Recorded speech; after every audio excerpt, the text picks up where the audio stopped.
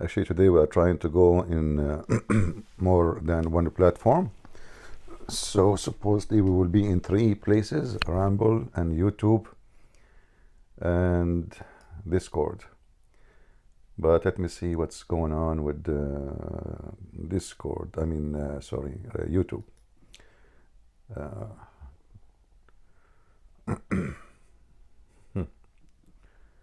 Until now, I see nothing.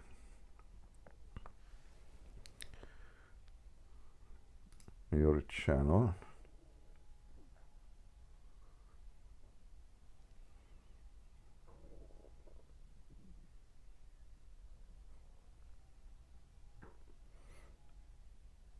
I don't know where this device took me. I'm using this software, but I don't see in my channel any broadcast. Let us see here. No, it says upcoming. Okay, let us delete this then one.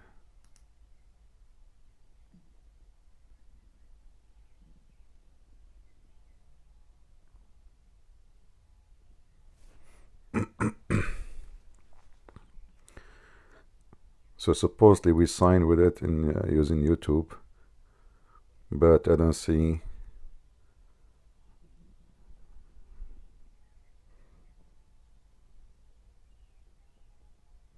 Oh, I see here live. Where is that? Christian Prince Life. This is my other account, I guess.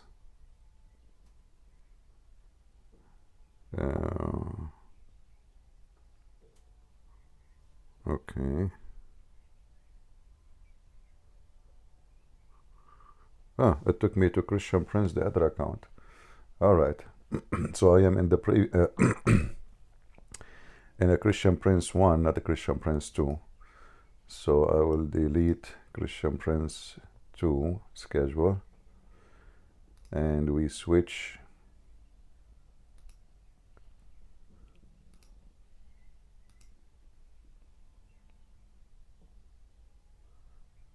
All right.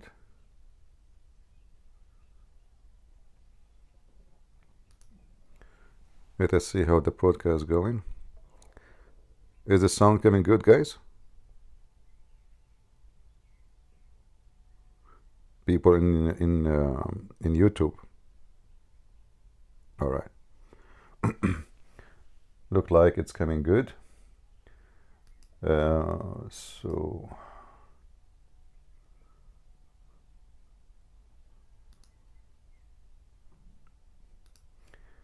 have patience with us.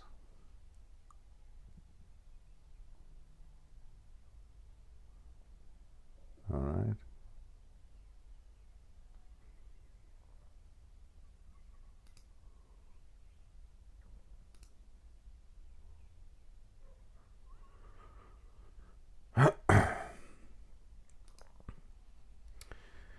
YouTube asking me to verify it's me. You see, I don't like to go there. Verify it's you. All right, YouTube. We will verify.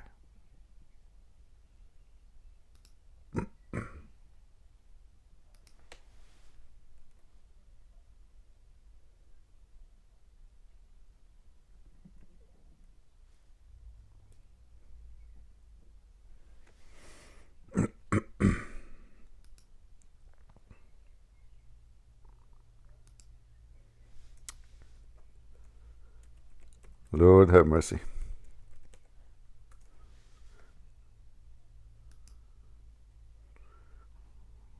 Okay.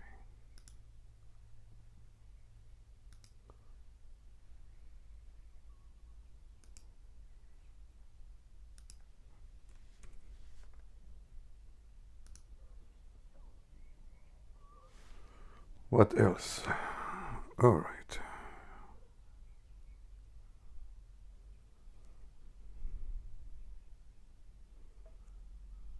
Check your phone. All right, now we verified that it is us. Is the sound good? We hope so. Please invite your friends. We are in Discord now. and we hope we will have some Muslims to join us to explain Islam for us.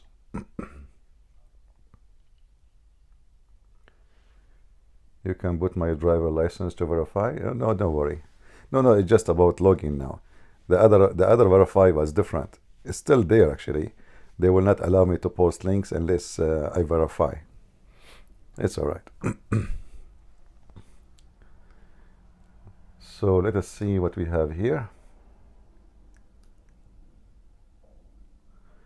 Actually, I'm using a new software which allow me to broadcast to more than one platform in the same time. Do we have any Muhammadan in Discord would like to join us? We are live on air, in here, in YouTube, in Rumble, you name it. Any Muslim? Yesterday we witnessed a young man, in his 20s, how he was so much in belief in Islam, and he believed Allah did miracle to him. And after 2 hours conversation, he decided to leave Islam. So we hope more today will leave Islam too. Oh, he is here actually with us. Let us hear him. Okay, go ahead. Oh, peace to you, Christian Prince. Peace to you. Shalom. Shalom. In regards to yesterday, when you could say I accepted Christ, at the end there was some Muslim who came in my DMs and he tried to get me to leave. Could I see? He told me, he gave me some arguments and he said that you're lying, but I know that why we don't invite this Muslim if he is brave to talk to you? Isn't it better to bring him? I mean, he know his argument better, right?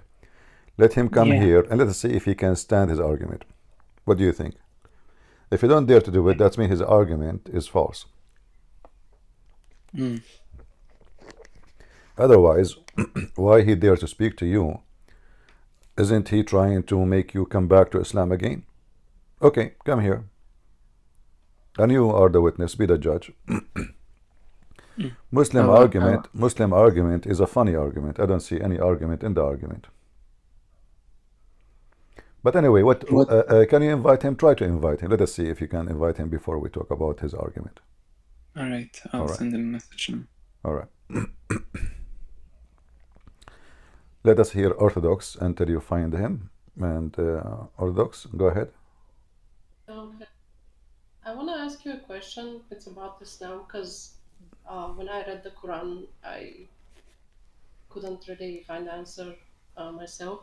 All right. So I'm born and raised Orthodox, but I wasn't always religious. I was ignorant, so I didn't really care about Christianity. And when I kind of wanted to become more religious, I decided to, be fair. I'm an honest person. I decided to read the Quran. I was like, okay, I'm gonna give it a try. So in the Quran itself, did Muhammad made prophecies that actually came true? Because you can claim to be a prophet, but at least that's how I understand it. If you don't make any prophecies that actually come out to be true, why should I trust you? Right. Well, in the Bible, there is two ways to know the false prophet from true prophet. Number one, if he prophesy in the name of false god, like Allah, or if he prophesy and his prophecies come to be false, this is what happened with Muhammad. Now, if you go and watch Muslims videos, they will show you hundreds of prophecy. As an example, Muslim, they say that Muhammad, he said, you will conquer the Constantinia. But Muhammad, when he said that, actually he made false prophecy, because he was speaking to the Arab in front of him, not about the Turkish. He said you, and then he took them in attack, and they failed. They could not conquer anything. They went to Tabuk and they lost. Actually, did not even go to. So Muhammad is a false prophet. There's no question about that. And you will find all the fabricated prophecy is not in the Quran, which is telling us that this is obviously fabricated, because how come the prophecies of God are something serious, right? It's not a story, it's a prophecy. So this is from God. Yes. So it should be in the Quran. So how come prophecies of Moses or others is located in the book, but we cannot find the prophecy of Muhammad? And if we find one, we find that he said and made false prophecy. So if we go to the Quran, do you hear me, guys? Yes. All right. If you go in the Quran as an example, Muhammad, in one of the chapters, I can show you false, endless number of false prophecy, because when Muhammad speak about where the sun set in the murky water, this is a false prophecy, because he claimed that he knew something nobody knows. When I was reading the Quran, the only prophecy that I saw that might be like valid, that actually might be a prophecy, was about the conquest of Persia, the key of Persia. Where he says that about the what? Romans, the conquest of Persia, it says that they will win the key of Persia. You mean the Roman will be victorious? Yeah, and that the claim itself, you can say that that's a valid prophecy. However, from history, we know that the Persians and the Romans have already been fighting for many years. So it's like me saying 5 years ago, oh, you know, in the future, Palestine and Israel will be in a war. Would I be a prophet? Because it's something like very obvious. I mean, these two nations have been fighting for so long, and I don't know. I don't see. Okay, how sister, let me answer you, if you let me give me a chance, please. Yeah. Yeah, so first of all, here there's another false prophecy. Why? If you go in the Hadith, you will find that this prophecy is given after the Romans were victorious, not before. So if we go to the Hadith, we will see that if you can, let me share my screen with you in Discord, so you can see it. All right. Before we get big in number, then we cannot share anything.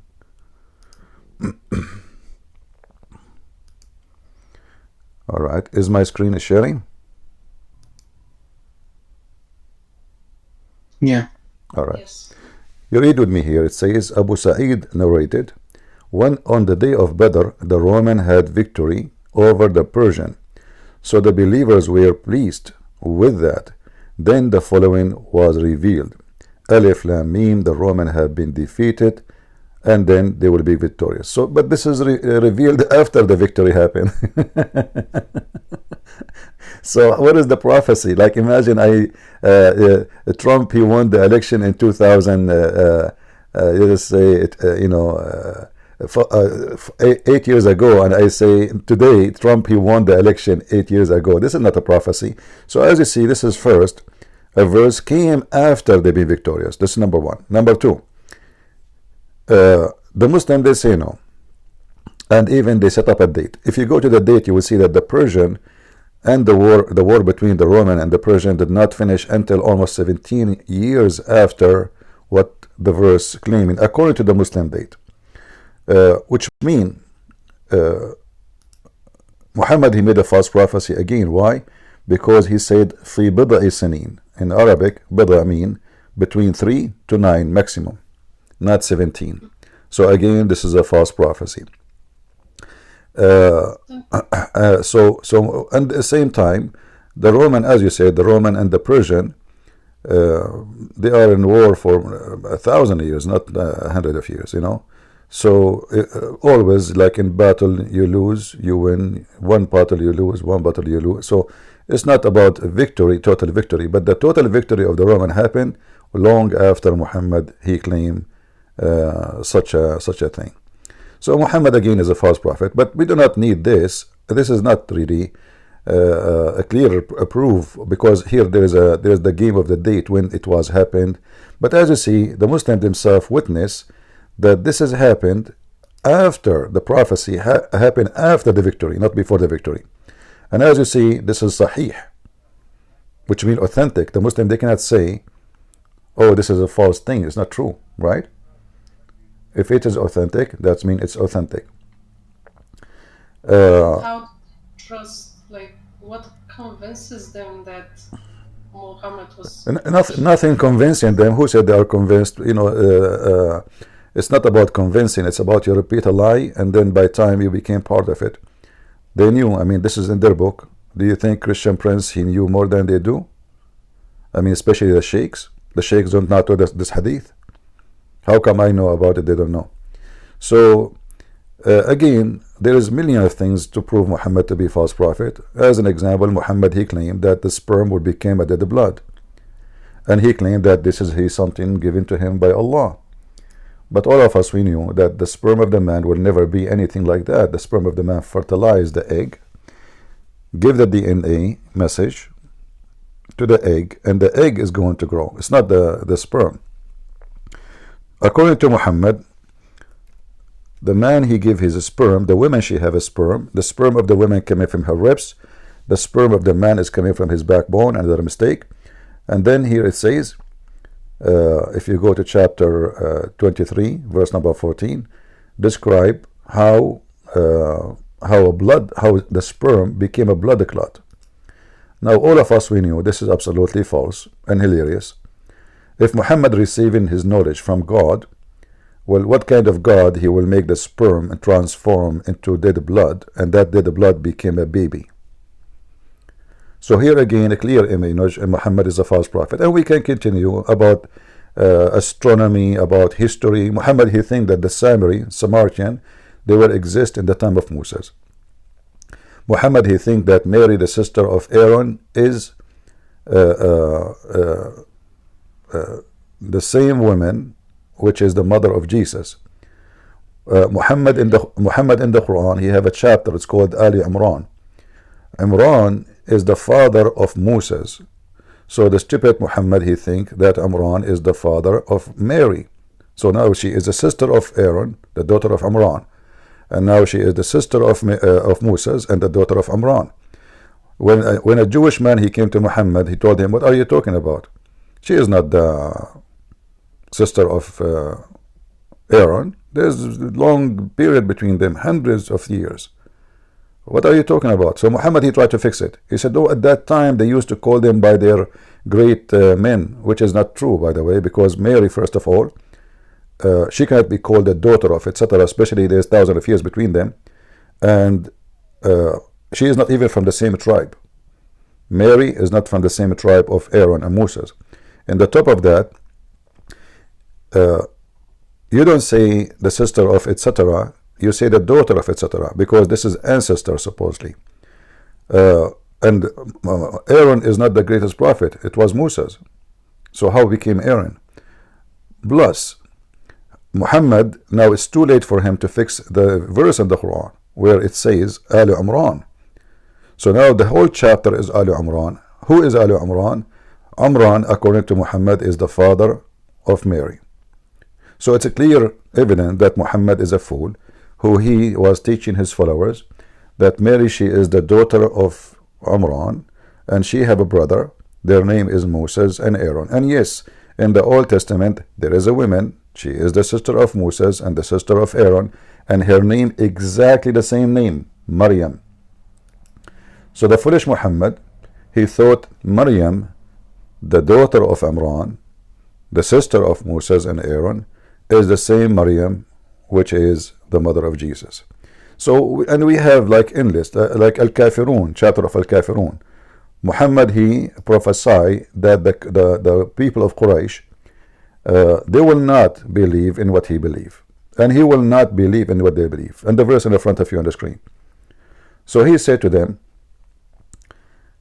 say to the kuffar, I believe not in what you believe, and you will not worship what I worship, nor I will worship what I worship, nor you will worship what I worship. You have your religion, I have mine. Okay, this is fine. It's, even though it's silly and stupid, he's repeating the same sentence, but look what happened. Few years later, Muhammad, he bowed down to the three daughters of Allah, and this is mentioned in the books of Muslims, worshipping the three daughters of Allah and saying their intercession is a must. So this is the first prophecy broken. I worship not what you worship. So why you are worshipping the three daughters of Allah? Number two prophecy is broken. He said, nor you will worship what I worship. Few years after, all of them, they become Muslims. Right? So either you say, and he make it clear, nor you will. This is the future. You see, this is not about now. And who is talking? The one who is talking is Allah. So do Allah knew really that is going to worship or not? He should know, right? I mean, he's God. The one who is talking here is not Muhammad. This is supposedly Allah. So either Allah, he knew what he is talking about, or Allah, he do not know what he is talking about. Which one? I see. There is a verse where it says that the Jews said Erza is the son of God. Azhar. But there's no Azhar. And this is again another false statement, because not a single Jew, first of all, they don't have any guy, his name is Azhar. They never heard of such a name. So if he's talking about something, he could not even quote the name correctly if it exists. And this is absolutely false. Nowhere it says that. No Jews, no book, nowhere. Try to look it up. And the Muslim, they try to fix it. They say there was one Jew, one Jew. No, hold on. You can watch all the videos of the Abdul, like Mimi Hijab. He says there was one Jew, one Jew. But in fact, the verse is so clear. It says, and the Jews says. Correct? Does it say the Jews or it say one Jew? The Jews. See? So the Muslim, they try to duct tape a false man because of a social gain. There are many, actually, even now, there's many, they join Islam because of a social gain. If you go right now, became a Muslim, you open a channel on YouTube, they will swarm you, they will support you, your channel will grow so fast, you will make a lot of money. But if you fight Islam, YouTube will harass you, Facebook will delete you. I mean, you will, everybody will be against you. So it's as a gain of money and business. It's not about God. Yeah, that's true. I don't see how, if you're genuinely searching for the truth, I don't see how you would trust this, because like from the very beginning there are like issues. You genuinely cannot prove that Muhammad was actually a prophet sent by God. It's like, how do you prove that? You cannot. And when I've asked Muslims about this, they say, well, you need to be faithful, faith. But like, how do you trust something blindly? Well, faithful is good to be faithful. No problem with faith, but faith in false is a stupid thing. We are not we are not against faith in any way. I mean, like you have to have faith to fight illness, otherwise your body will collapse. The Messiah even mentioned that. So faith is good, but faith with foolishness is dangerous. You need to know what you believe in. Like, the foundation should be like stable. Yeah. But yeah. All right. I also read just one last thing. When I asked you about a hadith, there was a hadith where Muhammad, somebody asked him about the last hour, and he looked at a boy and said, if this boy grows yeah, if he grow old, yeah. And the Muslim, they try to fix that. They say, oh, he's not talking about the judgment day. But the hadith is so clear. He is mentioning the judgment day. They ask him the hour. They didn't say our hour. Same time, according to the Quran, nobody knows when his hour will be save Allah. So what Muhammad is talking about? They ask him about the hour when the day of judgment will be. And Muhammad predicted that you will not grow old before this kid. Before this kid grow old, the hour will come. He didn't say your hour. They try to fix it. They try to fabricate to cover him. Another false prophecy. Muhammad, when he died, before he died, he said, pray so your prayer will be displayed for me. Muhammad, he believed he is God somehow. So the Muslim, they said to him, how our prayer will be displayed for you if your body will be decayed. He said, oh, we are the prophets, our bodies will not decay. Allah, he forbid the earth from swallowing our body. And then when Muhammad died, and we have all the reference, Ibn Abbas as an example, he says, bury your friend, meaning Muhammad, for he stink as all human beings stink. The Muslim refused to bury him for 3 days because he said his body will never stink, so I will bury him. And he said even the earth refused to swallow us, which means if they put him in the grave, the earth can do nothing to it, so they keep him out.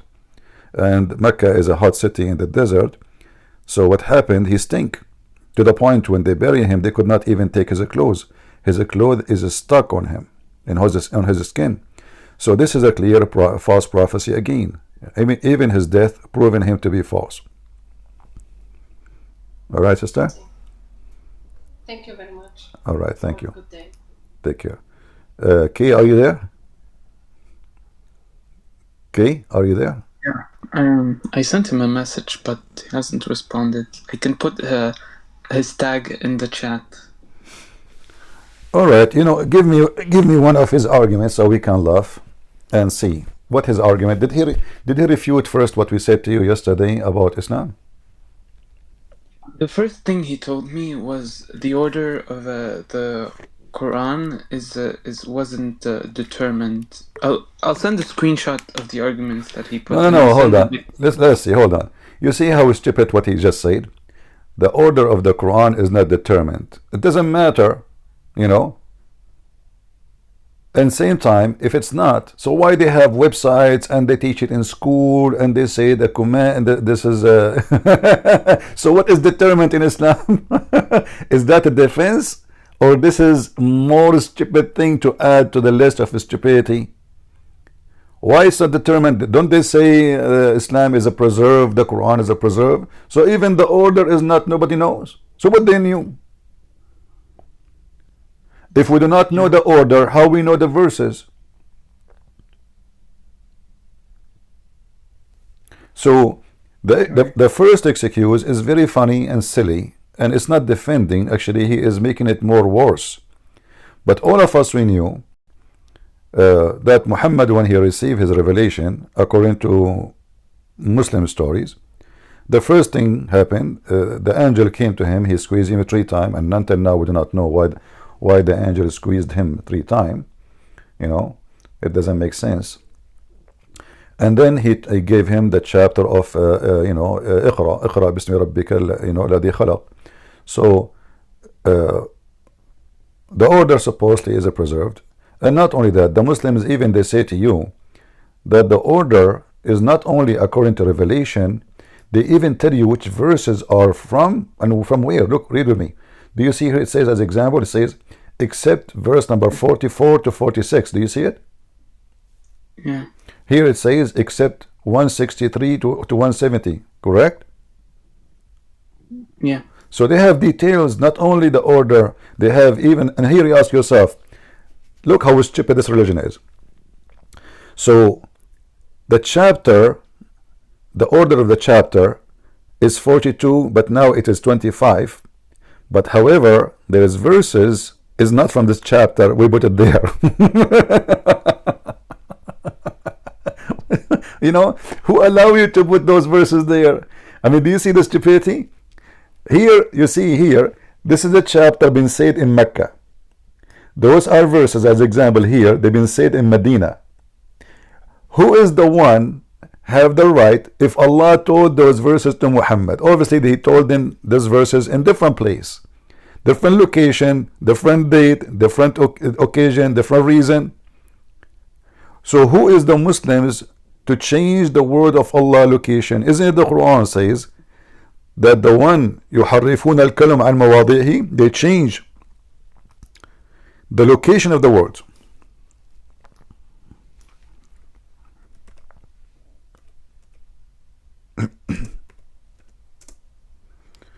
Look what the Quran says. Chapter 4 verse number 46 and chapter 5 verse number 13, both of them, and actually it's more places, 5:41, all of them they say that those who change the words from their location, they are doing corruption. Do you see it? Yeah. Well, if this is corruption, that means the Quran is the first book to be corrupted, because it's changing the location of words and sentences from their original place is a corruption.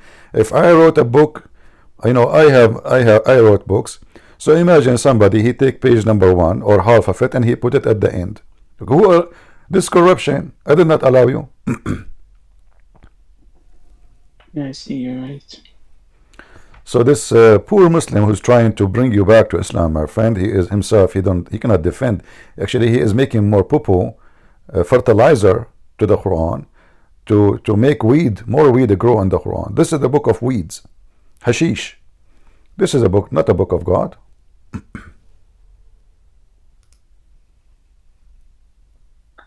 Could I also see a translation with you? Because I looked up the verse after we had our conversation. I looked up the verse about Dhul Qarnayn, and for some reason it didn't it didn't show the same translation, the same contradiction. Could I see that with you, please? Dhul Qarnayn about the sunset or what? Yeah, the sunset, and also the people of that Dhul Qarnayn talked to. They couldn't speak, but they. Notice, my brother. Notice that translation I'm showing you. All of it is Muslim translation. Is that correct? Yeah. All right. So what is the problem? The problem is we cannot trust Muslims. For me, I'm showing you translation, but Arabic is my first language. حتى إذا بلغ مغرب الشمس وجدها تغرب في عين حامية. I do not need this in the left and the right. This is for you, not for me. This is not for me. This is for you. However, what the translation you like? Let's say it doesn't show a contradiction. Give me the translation.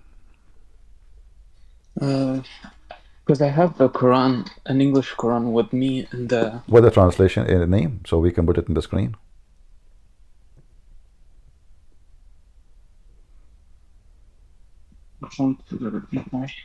I don't hear you. Sorry. I'm trying to find the translation. All right. I'm sorry. Okay. Just let me No problem. please.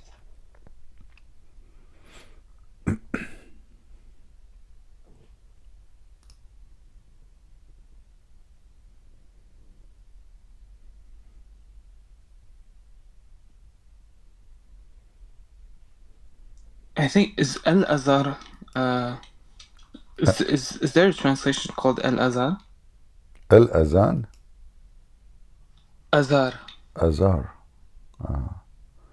Maybe this Because is maybe this is the name of the translator. Al-Azhar. I don't know. I don't see. It's Mustafa Khattab. Khattab. Okay, this is a potato. Khattab is a new translation trying to fix the Quran and add some spice. But let us get him busted. All right. Are you ready, my friend? Yeah. Read with me. This is Khattab, and now he is fixing it. Look what he said. Until he reached the setting point of the sun.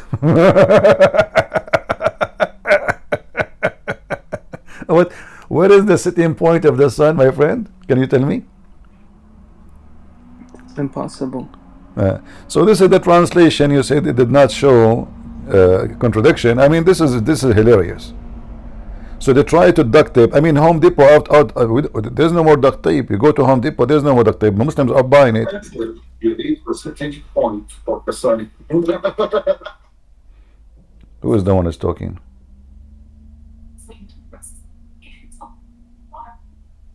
Yeah, CP, you hear me? I hear you. Sometimes what I hear, sometimes the people are talking, or you asking for give the answer. Don't interrupt you to give the answer. When people are talking to give the answer, you interrupt them. I like to interrupt them. What's the problem? Is he a hypocrite? Yeah, hypocrite. You're a prophet. He killed them if they try to ask a question. You Muslims are talking about.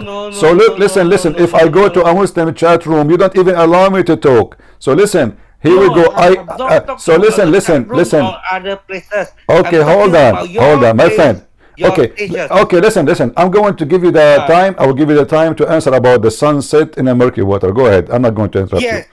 I will. Okay. I will give you. The I will give you sunset, 2 minutes. 2 minutes for you. 2 minutes for me. Is that fair? fair. Okay, go. How the sun set in murky water? Sunset in the Milky Water is a flat Earth. What you say? Is what? It's a flat Earth. I don't hear you. What? The sunset in the Milky Water is a flat Earth, according to Islam. Anyone understand What what you he's say? saying? What he's saying? What you answer to me? I don't understand what you are saying. You are saying it's a threat? What is your answer to me about the sunset in the Milky Water? Is it 1886? What? What? Is What? it 1886 on the Can Koran? you type in the chat what you are saying, because I don't understand the word. You are like Allah. Nobody understand you. Type in the chat what you are saying. Type in the chat what you are saying. You also like Allah also. What? Didn't you say that you are the one of the Allah that cannot face cannot show the face? Listen, Potato. I don't understand the word of what you are saying. Get out of here. What the heck is that? And he called me a hypocrite. What are you saying? Nobody know what you are saying. How I can answer you if I don't understand a word of what you are saying? So I will give you a chance. I will give you the microphone again. Type in the chat what are you saying to me so I can read it. I don't understand what you are saying. All right? So now I will give you the mic, but type what you say on the chat. I wanna understand what you are saying so I can answer you. What question to me again? Type in the chat what you are saying. What is the question to me again? What? What is your question to me again? I don't have a question. It's you who gave me the question. I need to understand the question. What's wrong with you? I said to you, explain to us about the sun. Shut up. I said, explain to me about the sun setting in murky water. What is the answer? Type it for me. Kingdom, just write in the chat. No one can understand your The answer is the flat Earth. You know flat? F-L-A-T? What the flat? Flat. Flat Earth. F-L-A-T. Anyone? What? Flat. What? F-L-A-T. The earth is a flat, you are saying? F-L-A-T. You are saying the earth is a flat? Yes. According to the sunset in the Milky Water. You know why? Why? It's flat Earth. What? There's a Quinn to other place and the other place. Is it a flat Earth? And you go to the Yago and Mago? That's Yago Mago. Guys, I decided to take a vacation. Sorry, I cannot continue. I know, I'm just waiting. Okay, Mr. Flat Earth, thank you very much. Nice to meet you. And I hope to meet you one day in the flat earth, like maybe in the edge. We sit at the edge of it and we put our feet down in the water, I mean, Lord, what I did to you. I mean, from the morning. Is it enough that Zakir Naik? Good Prince. First of all, he's speaking to you with logic. Zakir Naik, he just said to me flat earth. Exactly. What the Quran says, the earth is a bisat, which means a carpet. Exactly. And this guy, he confirmed that the earth is flat. Exactly. So what the problem? Good Prince. First of all, you are a liar. Like, what the heck? You just agreed with me. I agree with you that you are a liar. Like, what the heck? I just said the earth is a flat. And he said that, and you said exactly. So I'm lying. Good Prince, you are lying even if you are saying the truth. What? I'm lying even if I say the truth. How that work? As an example, you say that the Prophet Muhammad is a false prophet. This is the truth. But this is the lie. What?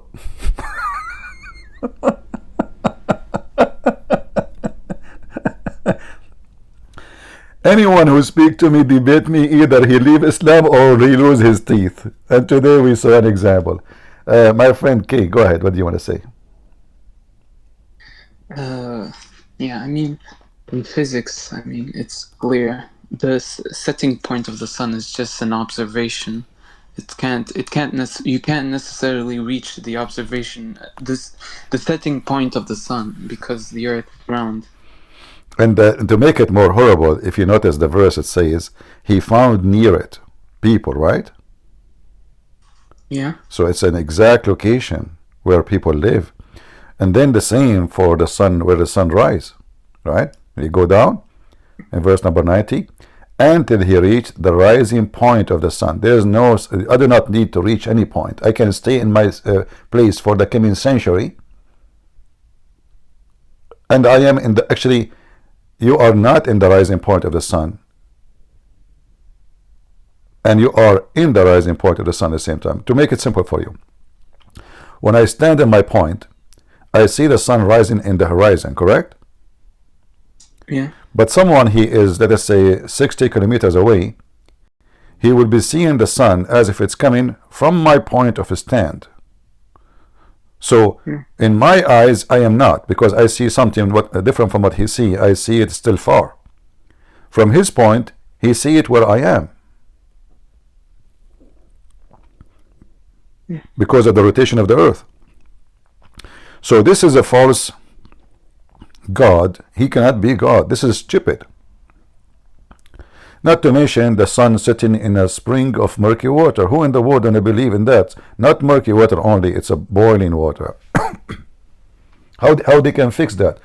Why why this guy, the one who told you Christian Prince is lying to you? What about you come to us and tell us what is the murky water and what is the spring? You see, the Muslim, they lie, they say this is about the ocean, right? But do you see the word ocean there? Yeah. No ocean, right? No. It's a spring. So when they say from his perspective he saw it in the ocean, it says a spring. Like, did Allah choose the wrong word? They say to you the Quran have a perfect Arabic. Spring of water is a small tiny body of water. There's no way somebody will see the sun going, or in the illusion, let us say, he think it's going down in the water in the spring. It's like going, I saw the sun going in the jacuzzi. Yeah, I know. So they will try to convince you, but obviously the more they try, Islam is like a quicksand, my friend. You try to defend it by using your feet and your hand. The more you defend it, the more the sand will swallow you. Especially if you are speaking to someone like me. He sent me a message now. Who? The guy. Let him come. Let him come. He told me he's not gonna come. He told me, I'm gonna tell the exact message that he told me. Tell him to agree to these conditions, and I'll debate him at a suitable time for both of us today.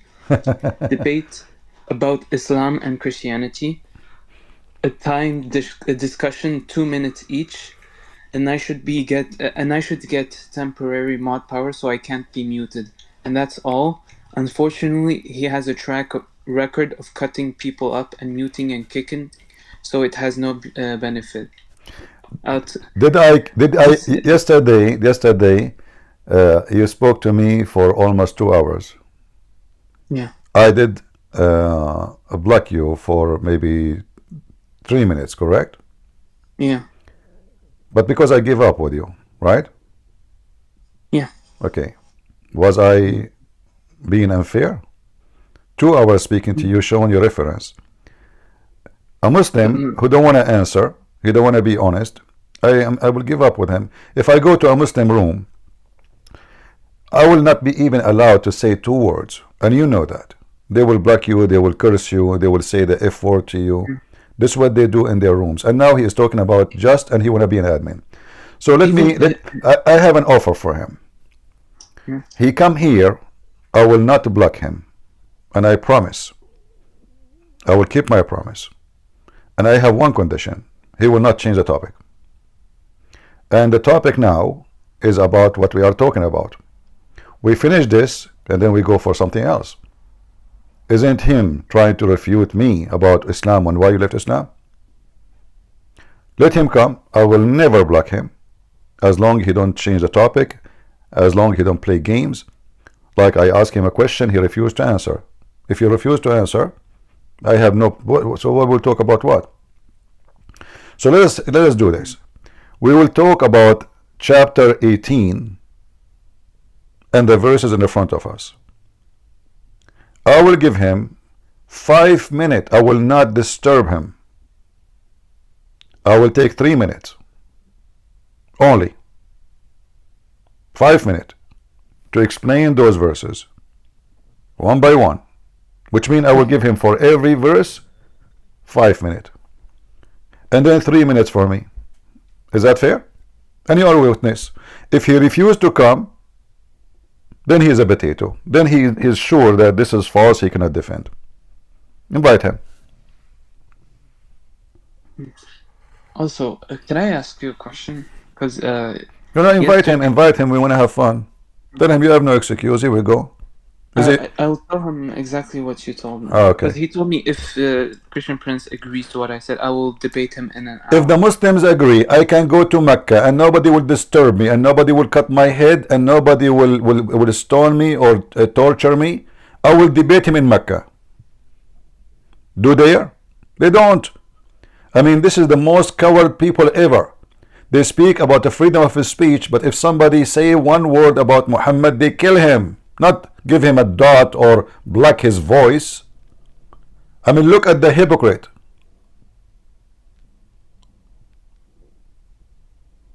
Can we debate Muslims in the Middle East? No, we cannot.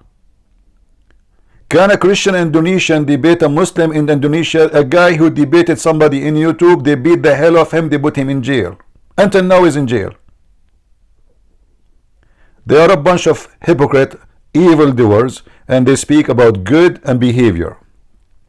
Christian Prince is very well known of cutting you. I called Mimi Hijab, police be upon her. He hang up on me 6-7 times. He did not allow me to ask anything. Did you say that? Play the video. Hang up on him. And he called me all kinds of names. Cowards. We know the Muslims. Muhammad, the Muhammadan, when they came to Syria, they offered the Christians a safety zone to leave.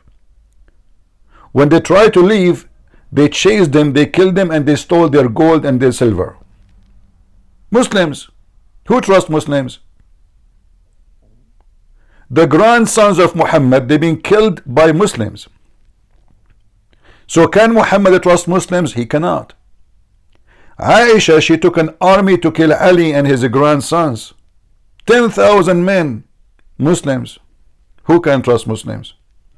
Uthman, the Caliphate, they captured him and they took the hair of his beard one by one, torturing him. And then they cut his head and they throw him in a graveyard for the Jews. At night they come and they drag him in the ground. And they refuse to bury him with any Muslims. Muslims, this is their caliphate. All their caliphate being killed by Muslims. Muslims cannot be trusted. They even kill each other. So how they can be decent to you? So this guy who is talking about Christian Prince is well known. This potato, he knew his size. He's trying to make excuse for not coming here. I can give him my Skype. He can call me in Skype. Nobody can mute you. You know what to mute? Skype. Either hang up on you or you hang up on me. Do he dare? Still he don't dare. Anyway, we have no time for kids. Anything else, my friend? I sent him exactly that, what you told me. He said, I'll tell exact. He said that is fine, but he also has to allow me to say stuff about Christianity. He can say whatever he wants about Christianity after we finish the topic. We finish the topic here about the Quran, you know, and then we can go to something else. We don't want to mix topics. Let him come, and everybody would die laughing at him. Also, can I ask you another question? It's No, regarding get the guy, grab him from his tail. He's a coward. Tell him, come on, don't stop making excuse. What will happen to you? I mean, what will happen? You will lose virginity. Let us say, for the sake of whatever, the sake of the shin of Allah. Christian Prince, he did whatever he did. Record him, post the video in YouTube. Let everybody laugh that he is not just to you. What you will lose? And either way, you will win. Isn't it Allah on your side? So tell this potato, come here and don't be afraid of the oil. I will fry him with it. Allah will protect him. Unless there is a lizard is going to blow at him as the same as Abraham. His prophet told him that there was a lizard.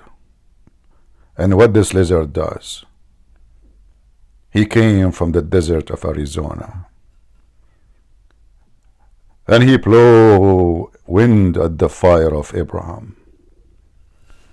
All the animals and the insect in the world, they came to stop the fire. Except the lizard, the shameful, disgusting creature. Abraham, he looked at the lizard. He said to him, for the sake of Allah, man, what are you doing? Why you are blowing wind at me? The lizard, he looked at Abraham. Look at him. Let his God save him now from my blow. And he blew more wind. And you know, the lizard is so big, it's so huge, it's so powerful. This is why there is a country, it's called Lizardine, because it's full of lizard. And those lizardine, they were part of the army of Suleiman. Remember, Suleiman, and this is true story, in the Quran, he have an army of birds, genie, and a human. However, according to the Quran, insects are considered as birds. This is why, or other creatures, this is why Suleiman, he learned the language of the birds, but he was able to understand the ant. True story. And this guy wanna debate me. I mean, we would die laughing at his book. Let him come. Tell him Allah will give you a reward, ultimate reward, extra virgin oil. He said that the first topic about the order. He said 30 minutes each is good. I just my friend just died. Are we going to spend the day about debating about how to debate? If he's a man, let him come. If he is not a man, let him go. Just get in He the, said, I'm getting ready. Yeah. Huh? He said, I'm getting ready. 30 minutes about the order. We don't want what order. We don't talk about this now. Who cares about the order? The order. The miracle and the this exact surah, the setting point. All right, let him come. Also, thank you a lot, Christian Prince, for yesterday. You're welcome. And remind your friend, anything he say, he have to give a proof, not a speeches.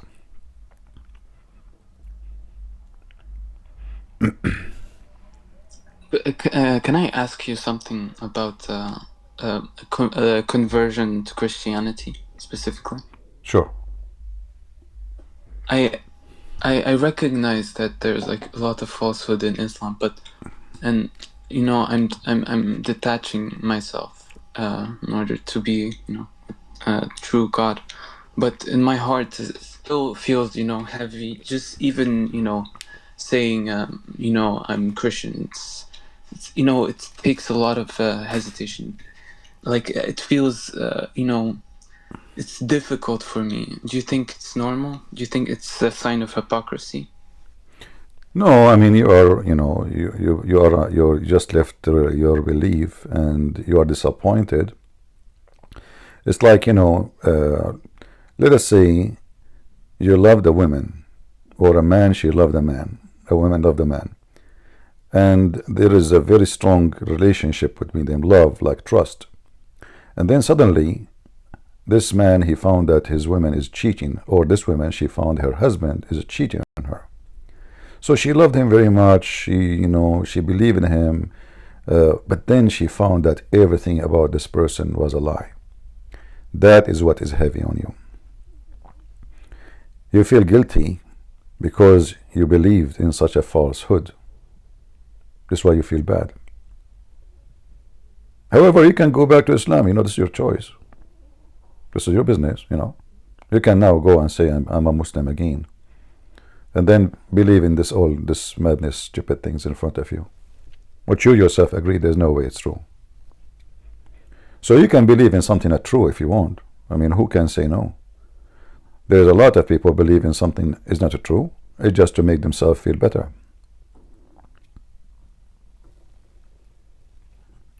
So if your target to feel better, well, people take drugs. They say to them, why you take drugs? They say, I feel better. But drugs will kill you. But I feel better. Okay. Do you think I should plan my baptism as soon as possible? Read the Bible. When you feel you are ready, it's not about a date, When you feel you are ready for such a step, you do it. So read, study, learn. When you feel really you are ready to do it, this is something you decide. It's not about a date I say to you or somebody else.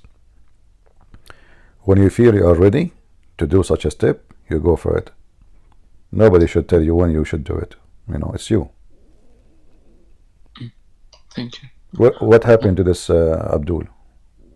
He said he is coming in 30 minutes. Do you think I should put his name in chat? My friend, 30 minutes. This guy is searching YouTube, searching Google.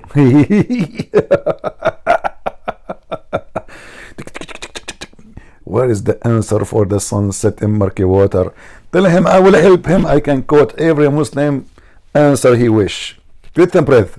First of all, it said that this is the perspective. Zakir, what is the word perspective? Can you show me the perspective word, and then I will shave my 25-meter beard?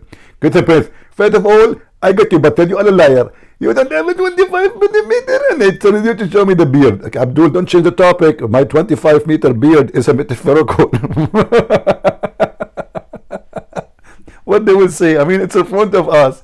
They do duct tape, its appearance, he thought, when you go to the ocean, all those is just a joke.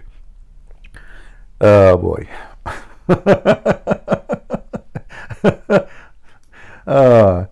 I feel sorry for those Mohammedan. All right. I will mute myself and I will wait for him to come. Thank you, Christian Prince. Yeah, but tell him that Christian Prince, he will not be here forever today. I will be like later afternoon, maybe, or at night, but I will not wait forever for him to come. We have Andre. Go ahead, Andre.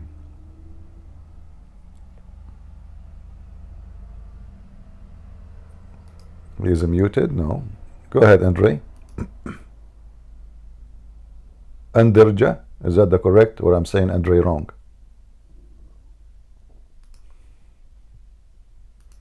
Hello? Do you hear me right now?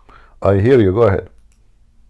Yeah, so I have a short question about Old Testament holidays. So, those holidays of Old Testament, such as Passover, Rosh Hashanah, Sukkot, Purim, Yom Kippur, Feast of Weeks, that even Jesus Christ himself celebrated because he was Jew.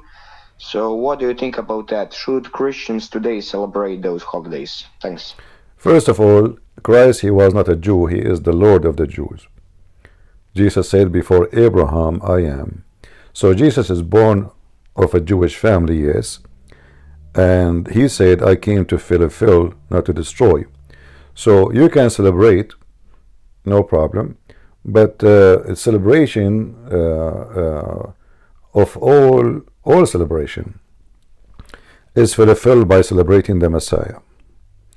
Before, people, they used to celebrate occasions, let us say a victory over the Pharaoh, or delivery from the Pharaoh army.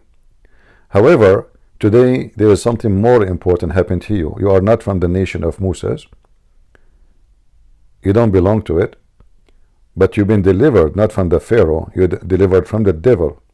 So now you are saved by Jesus. So the most important celebration for us is the Messiah. And how you celebrate the Messiah is not by doing rituals or occasion. It is by doing the act which God he ordered you to do. Either by teaching and preaching, either by glorifying God, either by doing good act to people around you. Jesus says, I was hungry and you fed me, I was thirsty and you gave me water, I was a prisoner, you took to me, I was sick. So all of those, they said to him, Lord, how we did those things to you? And we never did those things. He said, when you do it to my brothers, you do it to me. So there is way more important things to do in life, celebrating a day or a holiday. You can, but the reality is a true believer is not someone celebrating Christmas, even though Christmas is wonderful, but someone who celebrates Jesus every day. So we ask about holiday, but we forgot that we should be celebrating the Messiah himself, for he is our Savior. So you can do whatever you want, but you need to ask yourself, do you celebrate the Messiah every day, or you are a person who go after certain days to remember God? The Bible says clearly that every day is for God is a Sabbath. Sabbath is not about Saturday. It can be Sabbath as Saturday. Sabbath is any day you designate to God. So a good man who follow God, he designate all the days to God. All. So you ask yourself, how many days in your life you give it to God, and how many days for yourself? How many days to make money and get rich, and how many days to serve God? Then you will find yourself where you stand. But if you are a person who is seeking holidays, and this is what you care for, I say to you, I think this is the wrong approach to God. Jesus, he said, Sabbath was made for the man, man was not made for the Sabbath. So you are looking for the Sabbath, my friend. God looking for the man. Thank you very much. Yeah, thank you very much for your reply. And one more short question about dual nature of Christ. Is it heresy or you believe it? Dual nature? But he is in the same time he is a man and he is a God. Did Jesus came in the flesh? Yes. Right? Yes, of course. Okay. Isn't it the Bible says in John chapter 1 verse number 14, and the word became a flesh? Yes. Okay. So he is a God in the flesh. What the problem? Exactly. Same time, stay away from philosophy. You know, philosophy, somebody trying to confuse you, like how he can, God, he can be whatever he want. God, he can be as he wish. God, he decide to become a man, he is a man. Like when the Messiah, he get baptized, there is a bird in the sky. Who is this bird? So God can appear to us as a bird. And Holy Spirit. Yeah, so God can come as he wish. Who is the one who can tell God who are you? If God decide to come to my home, and I have all my windows and my doors are closed, and he came to me, am I going to question him, say to him, you must be breaking in, you're a thief? Or you say, or God, you can do whatever you want and this is your house? So philosophy is about how you see at things and how you play with it. You can call God a thief just because he entered your house without your permission, or you can call him the owner of the house. It's your philosophy. So don't follow the awkward philosophy of those who they are trying just to waste time, because they have a lot of time to kill. Let's take another caller. Yeah, of course. We cannot understand God from the human philosophy, but from divine philosophy. So it's not really possible to understand the whole aspects of divinity of the Lord. So yeah, you're right. Thank you very much for replying my question. See you. You're welcome. We have a Christian warrior. He is there for a while. Are you here to talk, Christian warrior?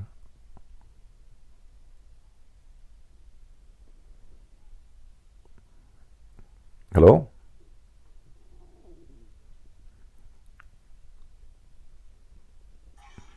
Christian Prince, can you hear me? Yes, I do. Go ahead. Oh, God bless you, brother.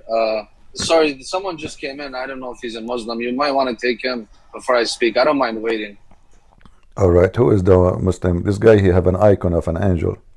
Gabriel? Yeah, hi. Yeah, I changed my username, but we've spoken before. I just wanted to say, the one that you just spoke to before, K. I don't know if he mentioned the username of the person that he's talking about, the one that's in his DMs, but he just mentioned it in the chat. You've already debated this guy, I think, twice this week. His name's Disappear. You've already debated him twice this week, so he's not someone new. Well, who cares if he's new or old? The older, the better. Yeah, no problem with him coming back. I'm just letting you know it's not somebody that you haven't already dealt with. You've dealt with his tactics, and I'm pretty sure, if I'm not mistaken, he's one of those pseudo-intellectual, philosophical mumbo-jumbo guys. They cannot do that with me, because simply we have to go by the text, not by his philosophy. As I said, I can look at a snowman, and I think he's a man, but he is a snowman. So philosophy doesn't work with me. He can play the philosophy whatever he wants. Actually, Islam is against philosophy. If you go right now and search, you will see a billion articles saying that the one who practices philosophy, ilmul kalam, is an apostate. He is not a Muslim. It's against Islam. So those, they try. I find it so. Yeah, they have no choice with me, no chance.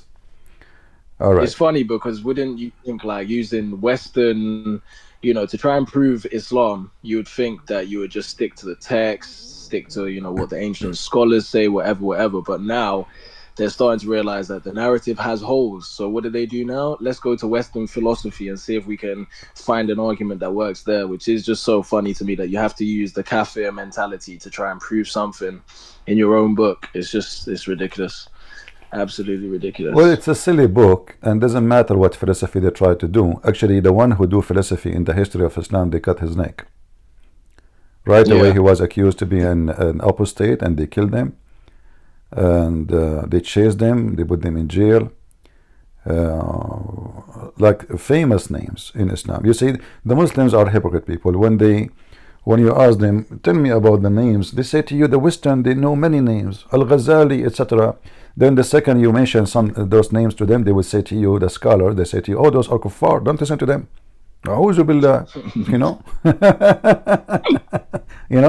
yeah, like, what the heck? Yeah. So they are proud of them in the front of the Western, until yeah. And they are ashamed of them between each other. Yeah. By the way, Christian Prince, just one last thing. You've got I'm 90. I keep telling people in the chat that he's just a troll and that we shouldn't engage with him. But you've got some troll in the chat who's been here for like a week just yapping. He says his mic doesn't work on Discord. But when you mentioned to Kay that you could speak to Disappear on Skype, he said, "Oh, my Skype is working. I can call on Skype and this and that." So he's saying he's been trying to call you on Skype. But I'm 99% sure that he's just trolling and that there is no call on Skype. But just in case you wanted to. What his name? On here it's John. I don't know what his name on Skype is, but he said he called you on Skype twice and you weren't picking up. I'm pretty sure your Skype's not on at the moment, but I don't know. I think he's just trolling. But why his mic work in Skype but doesn't work here? Exactly. Exactly. Yeah, I can open Skype, but obviously he's just making. You see, Skype is somebody is not here. He don't have account in this. But a person who comes to Discord, the second you log in, your account, your microphone is activated. Yeah, he just told me on the chat to shut up because I just told you that, but everyone's saying I thought you wanted to go on Skype, so I'm pretty sure he's just trolling and you're not going to get a call on Skype, but just in case, Yeah, that's all right. All right, brother, thank you for your work. See you later. All right. Kay, is your friend is back, the one who want to debate me, or he will come next century? During the message, he said 30 minutes. I'm still waiting for him. He promised me that he'll come, though. All right. Okay, Fadi, go ahead, Fadi. Warrior, yes, Warrior. Yes, God bless you, Christian Prince, and everyone here. Jesus blessing and peace be with you all. I just have a word for you, brother Kaya K. I tried to get your attention yesterday when you were on and hold of you. I don't know why you didn't see my message. I will try again. But I know the guy who was trying to message you. I know him very well. And I know a lot of the guys coming from the Muslim server. I go there. And even if you're not here with Christian Prince, like you were with us yesterday, I know Lebanese Christian was speaking to you, mostly. You can come and join. And you saw some of the guys coming. We don't block them. We're not rude until they curse and stuff. The guys kick them out. So you can watch some of the stuff between us too, and in their server, you know. And I just want to mention, you know, there's a verse in the Bible that people will approach you as sheep clothing, but their hearts are like wolves. So just be careful, you know. I pray for you. God bless you. And I just have one question, Christian Prince, I'm struggling with, if you don't mind. It's maybe very simple for you to answer, but hard for Muslims. So on the Christian's faith, when we preach the gospel and conversion is happening in the world, we believe all glory is for Christ and to God himself. And also we have no benefit as a human in times of conversion, because all glory is to God. So even if I convert I live in Canada, all of Canada to Christians, it doesn't mean I will get a benefit or I am better than anyone or I'm going to heaven. I can still go to hell if I'm a sinner. But when I see the Muslim side in Islam, I don't know where they're getting it. So this is where I'm having trouble. I don't see it in the Quran or anywhere else. So I hear a lot of sheikhs and imams talk about when Muslims are doing dawah and preaching, if they convert someone, they get a good deed. Like let's say someone convert me to Islam, any good deed I do, they get good deeds also for this. So I'm just confused. Where are they getting this from? And why are they getting good deeds because they convert someone? This doesn't make any sense to me.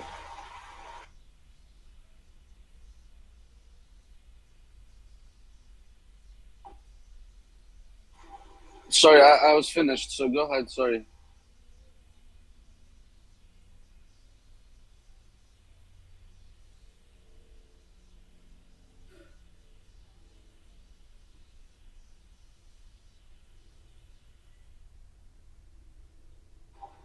Christian Brent?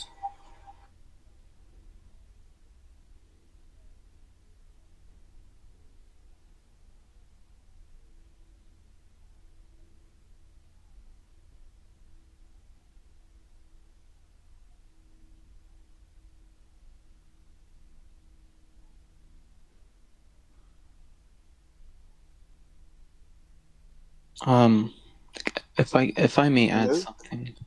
Oh, it's not me. I thought it was me. No. Kaya, can you hear me, Kaya? Yeah, I can. I can I hear. think it's a problem with Christian Prince. Yeah. Yeah, okay, I'm gonna send you a message, bro. Look at my remember Christian Warrior. I don't know why I haven't gotten your message. I'm I'll sorry. send you one. I will try again after. I'm just driving at work now. I'll try after, okay? You have a lot to learn, so I know God bless you. I pray for you. And like Christian Prince said, bro, even if you become a Muslim or Christian, doesn't benefit no one, only you. So you know, like it's good you're studying and searching, and there's a lot to study, you know. Oh, sorry, Christian Prince, you're here. Go ahead. Yeah, people on YouTube, they say there's no sound. Yeah, YouTube people, there's no sound. There was no sound here from you also for a minute or two, Christian Prince. Let's see. Christian. Yeah, maybe they were talking about me not talking, right? Do you guys hear the conversation in Discord, in YouTube? Yeah. No, YouTube. On YouTube. So do I have to talk all the time? Those guys are saying we don't hear you. Like, do I have to talk 24 hours? Let the people, they were talking. So why you want to hear me? All right. Go ahead. Who was talking? Sorry. I was Christian Warrior, Christian Prince. Did you hear my question or no? No, actually, I was getting my coffee. Sorry. Oh, okay. So my question was, in the Christian faith, when we preach the gospel and conversion of people are coming to Christ, as Christians, we all glory is to God, okay? And we don't get no benefit, like no good deed comes to me because someone comes to be Christian because I talk to him about Jesus and preach to him. I can still go to hell and there's no good deed for me. Everything goes to God. But in the Muslim side, I hear a lot of sheikhs and imams, and I don't know where they get it from. Because I look in the Quran, maybe I just don't see it, or the hadiths. But in the Islamic side, I see a lot of their teachers preaching that if the Muslims convert someone, they get a good deed. And any good deed that the convert does, they get also. So I'm confused. There's the good, like, why are they getting a good deed? And if someone comes to, like, if it's for God, why is God not getting the glory? Why these people, they get a good deed? So I'm confused a little bit. First of all, you know, Muhammad, as a satanic man, he tried to find always motivation. Like motivation, when we say good deed, what does that mean? He will get more women in bed. You know, the heaven of Islam has 100 level. So the number of your slaves will increase. The number of your women for sex will increase. The more rich you will be. Remember, Muhammad, he mentioned that the lowest of heaven, it will be 10 times more rich than any king. So the Muslim, he seeks deeds because it's a business. It's the same as how I can make more money. So Islam is a business. Islam is not about faith. It's about how I can earn more deeds. So they are not serving God really. Same time,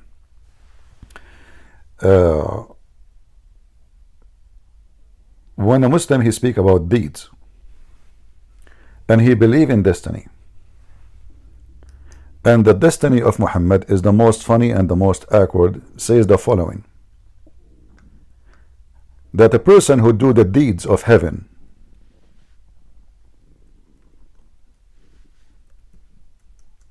until almost he is in heaven, and then what is written by Allah will take over and he will go to hell. So obviously their deed is a fiction and it's stupid. Why?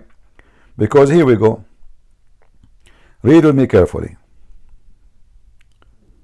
This is Muhammad saying the following. He swear by Allah, verily one of you. Is my screen is it clear, guys, for you in Discord? Yes. All right. Yes. What about people in YouTube? You see the screen good and the sound is coming good? Let me know, please, if you have difficulty. So he said by Allah, verily one of you would perform the action of the dwellers of Jannah, which means heaven, until there is only 1 cubit between him and the Jannah. Okay, he's almost there. He's doing the deeds. The action is deed, correct? The action is the deeds. So the guy, he is spending his life doing the action of good deed to go to heaven. He's almost there, 1 step left. Look what will happen. The trap of Allah. When what is foreordained would come to pass, and he would perform the action of the inmate of hell until he entered it. So this Abdul, hey, Allahu Akbar, today I converted someone to Islam, Allahu Akbar, Allah will give me 1,000 deed. So okay, 1,000, 10,000, 5,000, 50,000, and then almost you are in the door of the of heaven, and now you are sharpening your private part because the women out behind the door, they are waiting for you, and then oops, what Allah he wrote for you take over. And now you enter hell. So what deeds?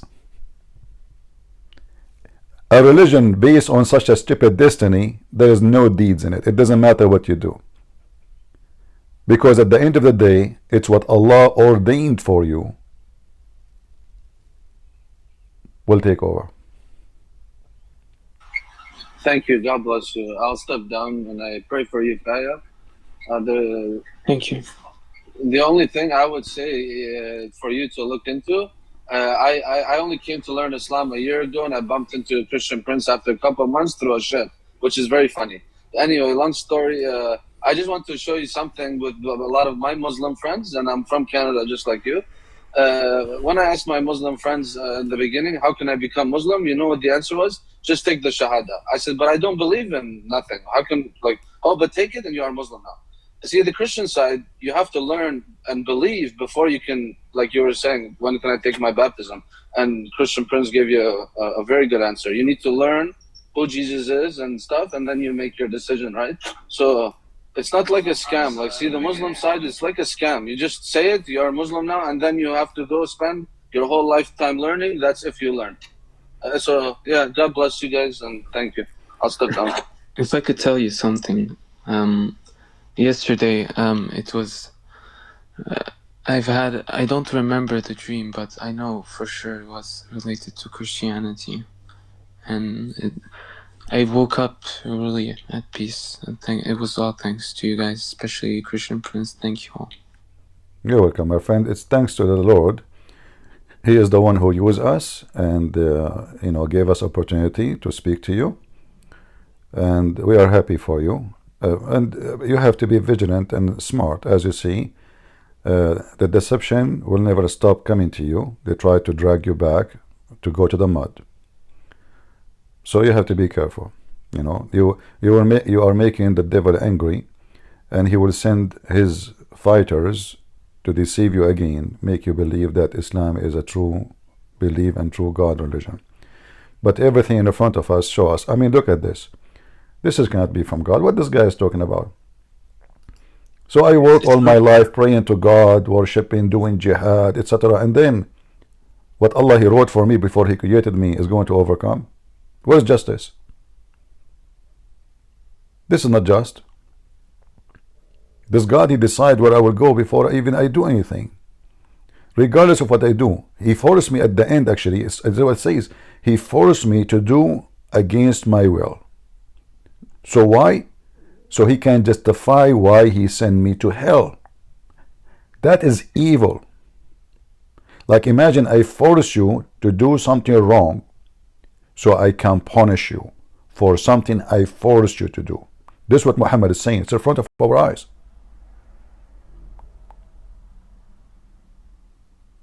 The person is doing the act of heaven all his life. He swear by Allah, saying, verily one of you would perform the action of doer of Jannah until there is only one cubit between him, which means almost he is dead now, the end of his life. Is that fair? And then what forbade would come to pass, and he would perform the action of inmate of hell. What is that? And why? I mean, I worship this God all my life. You bow down to Him. You wake up early in the morning. You hate the Christian. You hate the Jews. You want to do jihad. You fornicate as Allah made you fornicate. And you do everything Allah asks you to do. Muta'ah, everything. And now this God, He erased everything you did to please Him.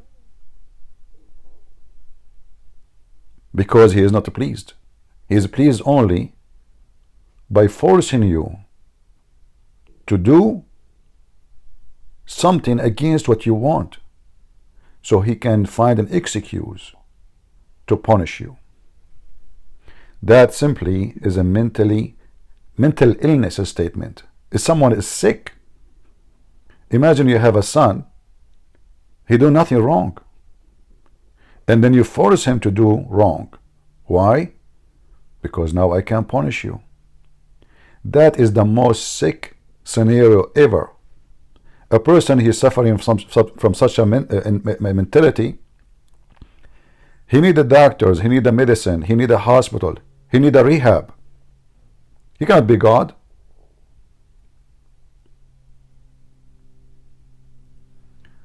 Do we have any Muhammadan? There's 5 minutes to the 30 minutes of which the guy told me.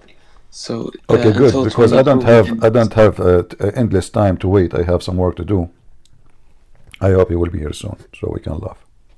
Yes, I also opened a verse in the Bible again. I find it really beautiful and telling in this conversation we have now. If I could read it to you. Go ahead. It's Corinthians 1:20-27. Where is the wise? Where is the scribe? Where is the disputer of this age? Has not God made foolish the wisdom of this world? For since in the wisdom of God, the world through wisdom did not know God, it pleased God through the foolishness of the message preached to save those who believe. For Jews request a sign, and Greeks seek after wisdom, but we preach Christ crucified. To the Jews a stumbling block, and to the Greeks foolishness. But to those who are called, both Greeks and Jews, Christ, the power of God, and the wisdom of God. Because the foolishness of God is wiser than men, and the weakness of God is stronger than men. I mean, this is the foolishness of the Muslims these days. They fabricate, they insult. I mean, this is a book, everything about it is funny and silly. Like, suddenly the Holy Spirit is an angel. Okay, where in the Quran it says the Holy Spirit an angel? They say the Quran says that the Holy Spirit is the one who sent the Quran, and this is Jibreel. Okay, but maybe it's possible the Holy Spirit told Jibreel and he sent it down. So is it possible that the Holy Spirit came to Muhammad maybe? So Muhammad is a very confused man. He don't know even a single thing about. He stole words from the Christians. He's a pagan man. He worship a false god. His name is Allah. He kiss a black stone, believe that this stone have eyes and mouth, and is going to witness for Muslims in the day of judgment. And he said that the black stone is the right hand of Allah. And now he heard the Christians speaking about the Holy Spirit. So now Muhammad, he want to find a place for the Holy Spirit in his cult. What is the place where we can put the Holy Spirit now? We have to find a place for it. Oh, this is the angel Jibreel. Okay, so why it's called holy and why it's called the Spirit? Isn't it the Quran says that the angels of Allah are a bunch of liars? So if Jibreel is the Holy Spirit, and by the way it's called the Holy Spirit, which means there's only one, correct? Yes. But Jibreel is one of the angels. Which means he's just an angel anyway. So look in here, it says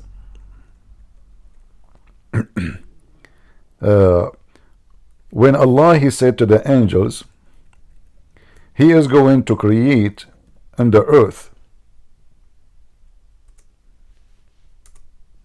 someone to inherit the earth.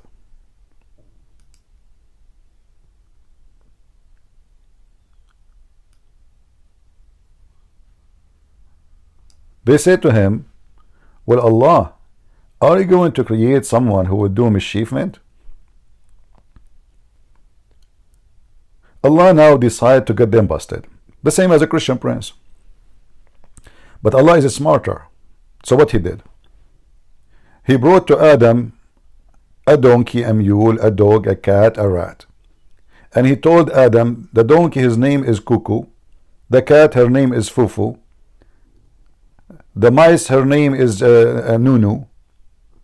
And now Allah, he brought those things in front of the angels, and he asked them to tell him the names. Okay. And he said to them, tell me the names of those things if you are truthful. Allah, he just accused the angels, his own angels, to be a bunch of liars.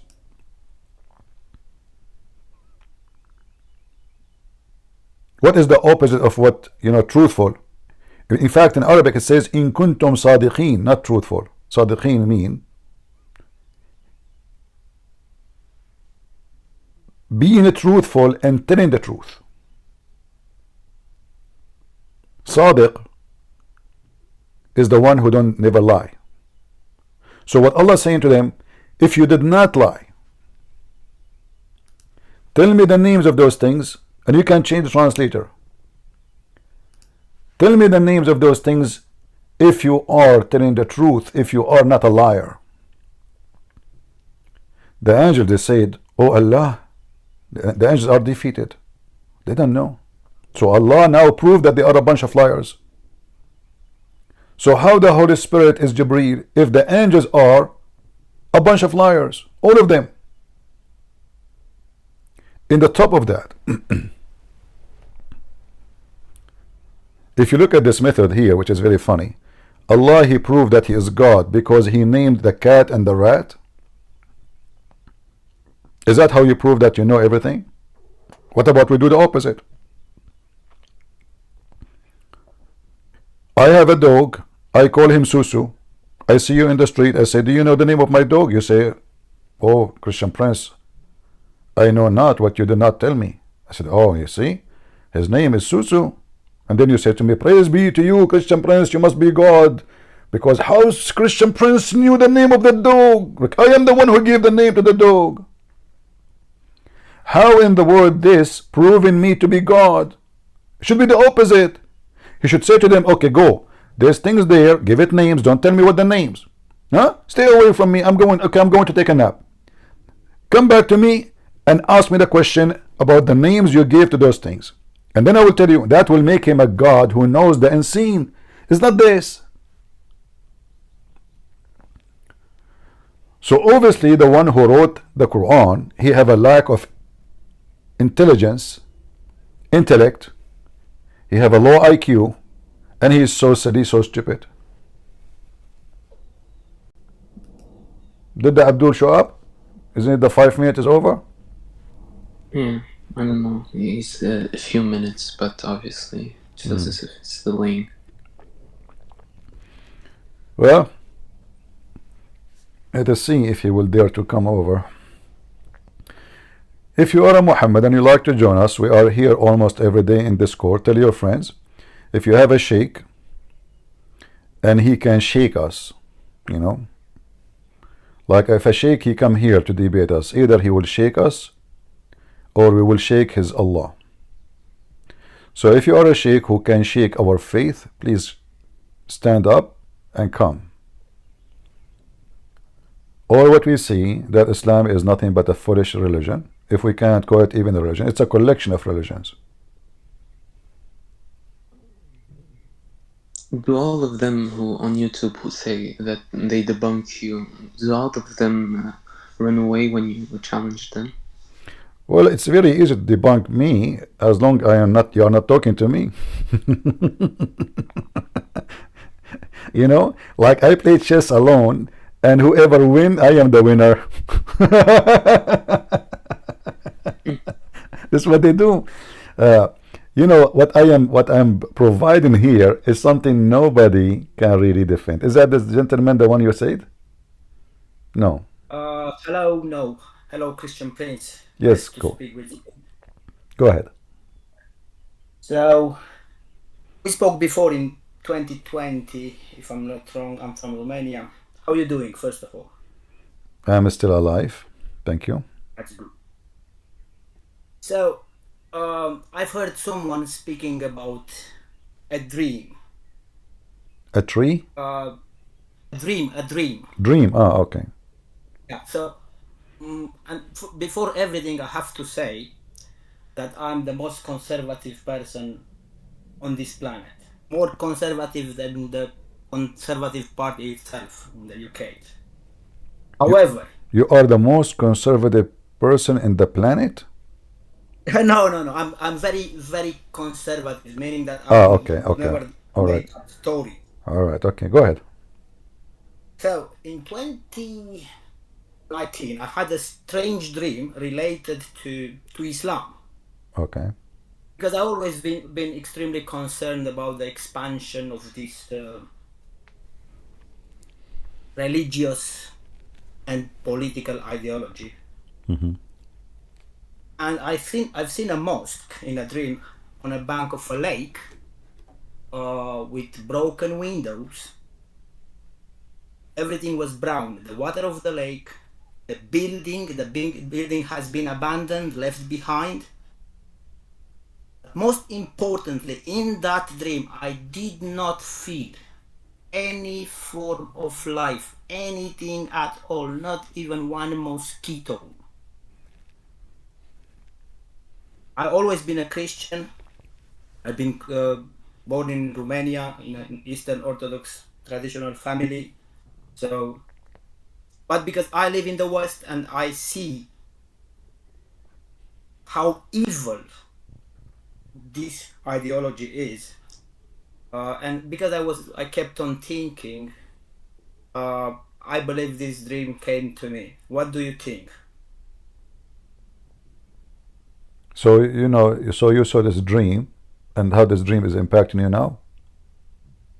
Well, uh, I always debated Muslim. I used to debate them. Now, as of today, I no longer talk to any of them.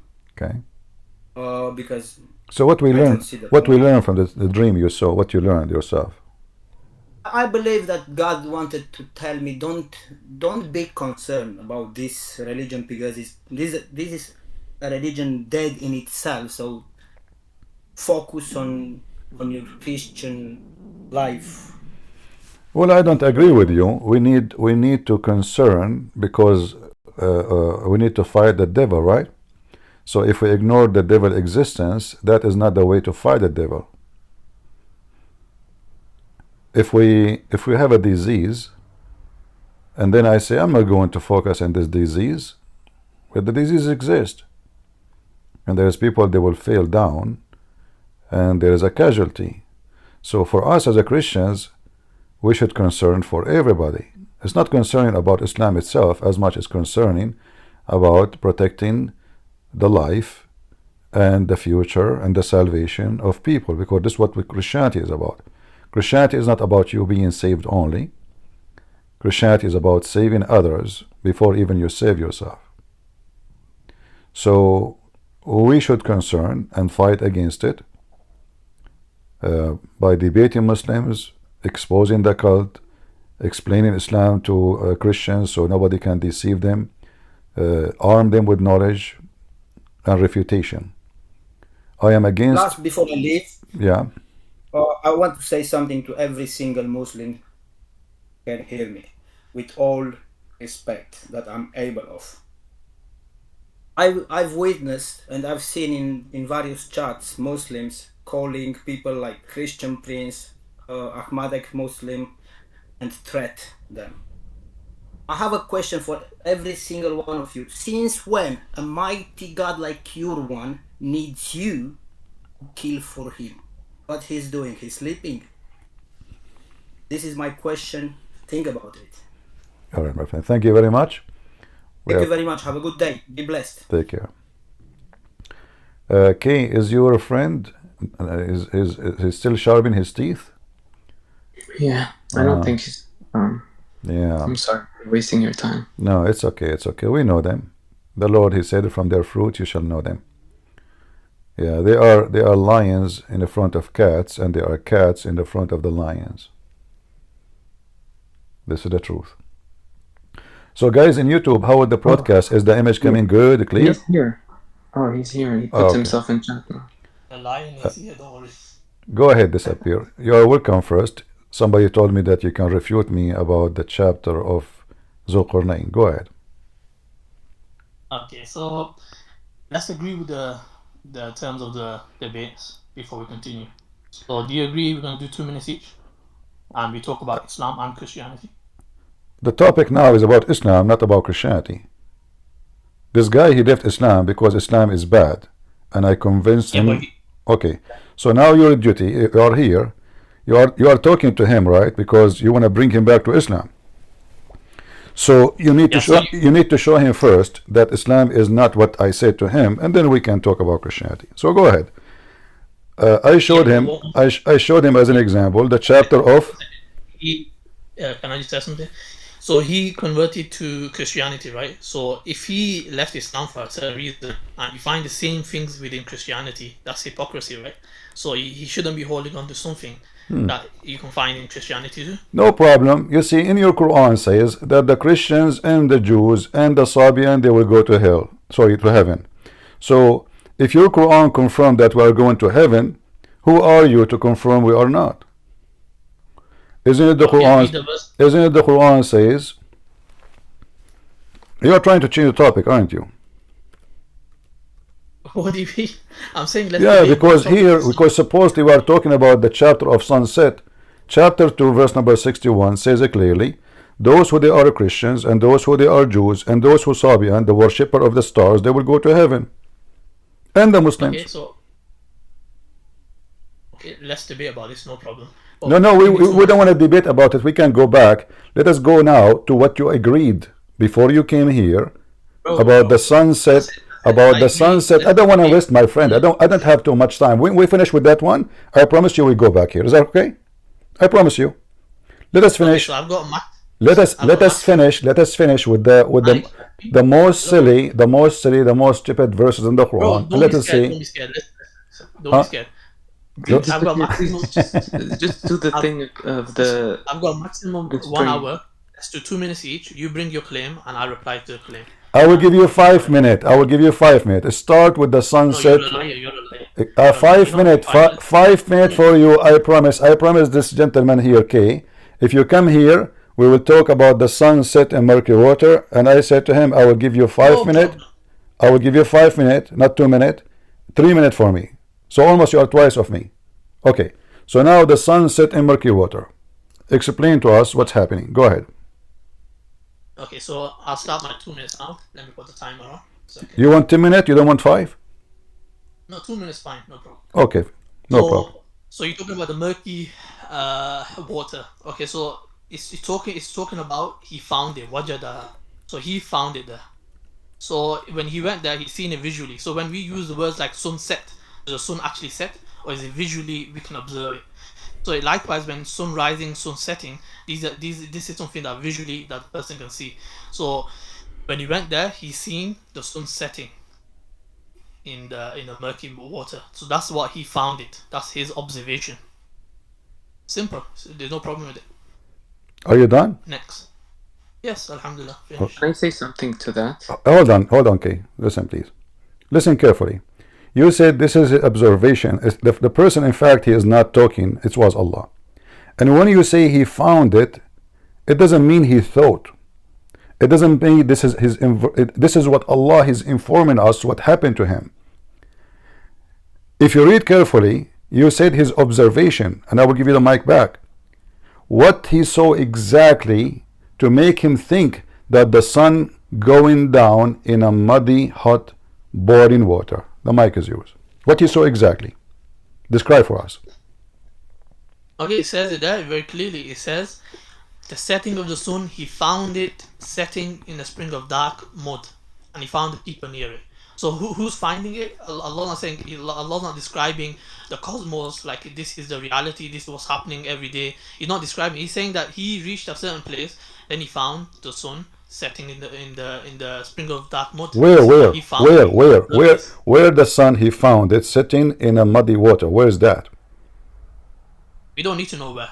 It's not a requirement. No, where if we go in Earth, me and you, we can see such an observation. Like if I know, if I go to that place, where is going to be appearing to me that the sun going in muddy water? Can you tell me? Yeah, there are certain places I can find the exact place, but I don't think that makes any.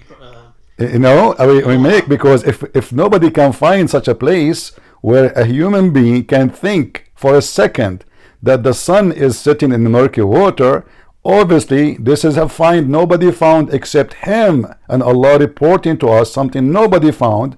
And this is why when the Jews came to Muhammad, they asked him, tell us about Zulqarnain. Muhammad, he came back to them telling them, Allah told me to tell you this, which nobody knows. So now, surprise, surprise, look what I gave to you. I gave you the story of Zulqarnain. And now he found the sun sitting not only in a muddy water, it's a boiling water, and it is a spring of water. The mic is yours. Okay, no problem. I'll find you, inshallah, a link where it explains where this takes place in murky water. My friend, don't explain to me in a link. You are here. Go ahead. Yes, I'm saying I'm going to find a reference exactly what place it's going to be. Ah, okay. There's a place on the earth where if you go there, you will see the sun going in the muddy water. Yeah, you'll observe it with your eyes. Where we can find. Okay, guys, there is a place. There's a place. If anyone go there, he will see the sun going in a muddy boiling water, and it's a spring of water. Where is that place? Listen, have you never been to a seaside and you seen the sun setting? I like what you just said. Guys, did you see what he said? He said the seaside. Well, why the Quran says a spring? Is the seaside is a spring?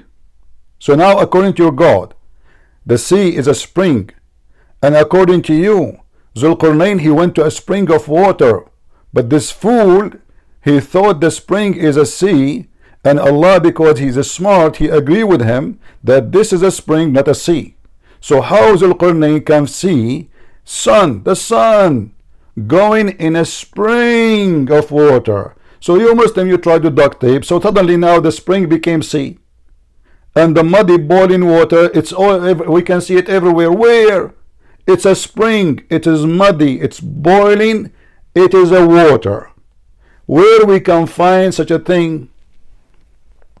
Okay, again, I'm saying to you, he visually observed it, so he's seen it. Visually where, my friend? Visually where? In order to say visually observe it, you need to tell me where it can happen, where we can find somebody can see the sun going in a spring. Do you know what spring mean? It's a small body of water. It's not even a river. It's a spring. This spring have to be muddy, have to be boiling, and you have to see in your observation the sun going there. How in the world that happened? Go ahead.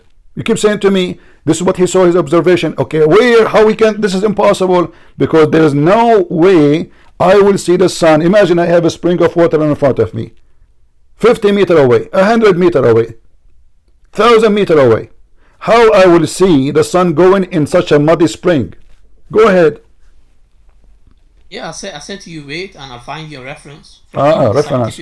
Okay. Where they have mentioned that there's a murky water where the sun sets. Can I add something? Go. I thought you already, you want to find reference? Bro, I didn't know what topic you're going to bring up. You bring your random topics up. No, he told you, didn't you, him, Kay? Yeah, I told him. You see, he told you. Why you are lying? He told you we speak about the sunset. He didn't tell me that you're going to bring the sun setting in the murky water. He didn't tell me that specifically. So what we talk about the Quran, that he have he have two horns? Okay, so now give me the reference. Go ahead. Okay, wait about 2-3 minutes. I'll find it. Yeah. You remind me of the Quran where Allah, he says, they ask Muhammad, why don't have miracle? Allah said to them, wait, and I'm waiting with you. Allah is waiting too. Prince, can I say something about this verse? Go ahead. It's not even that. It's just physically impossible, because if you read 86, until when he reached the setting of the sun, when when the Quran says reach, it means walk towards, not you can't interpret it as time. Like I look at the setting of the sun, right? Like it's right. It's like Maghreb. He physically reached that place, and when it's impossible to physically reach a place in which the sun literally, how do I say this? The sun sets, because the earth is round in itself. Even if you go at any certain distance, it's not going to change the way the portrait, like the sun goes. It's not going to change the movement of the sun. Yeah, and it's clear. It's a place. It is clear that Allah reporting a find, not an appearance. You see, the Muslim, they add words to the Quran. Obviously, the Quran language is a stupid language. Otherwise, why I want to add words is not there to fix it. Imagine if this is really what happened. If this is really, there is really sun goes in a murky water. The Muslim, they will not change the word. They will say, yes, here we go, Allahu Akbar. How Allah, he knew this. How Prophet Muhammad knew this.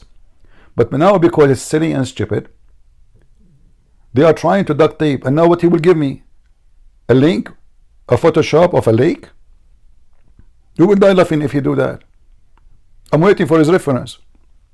Can I add something?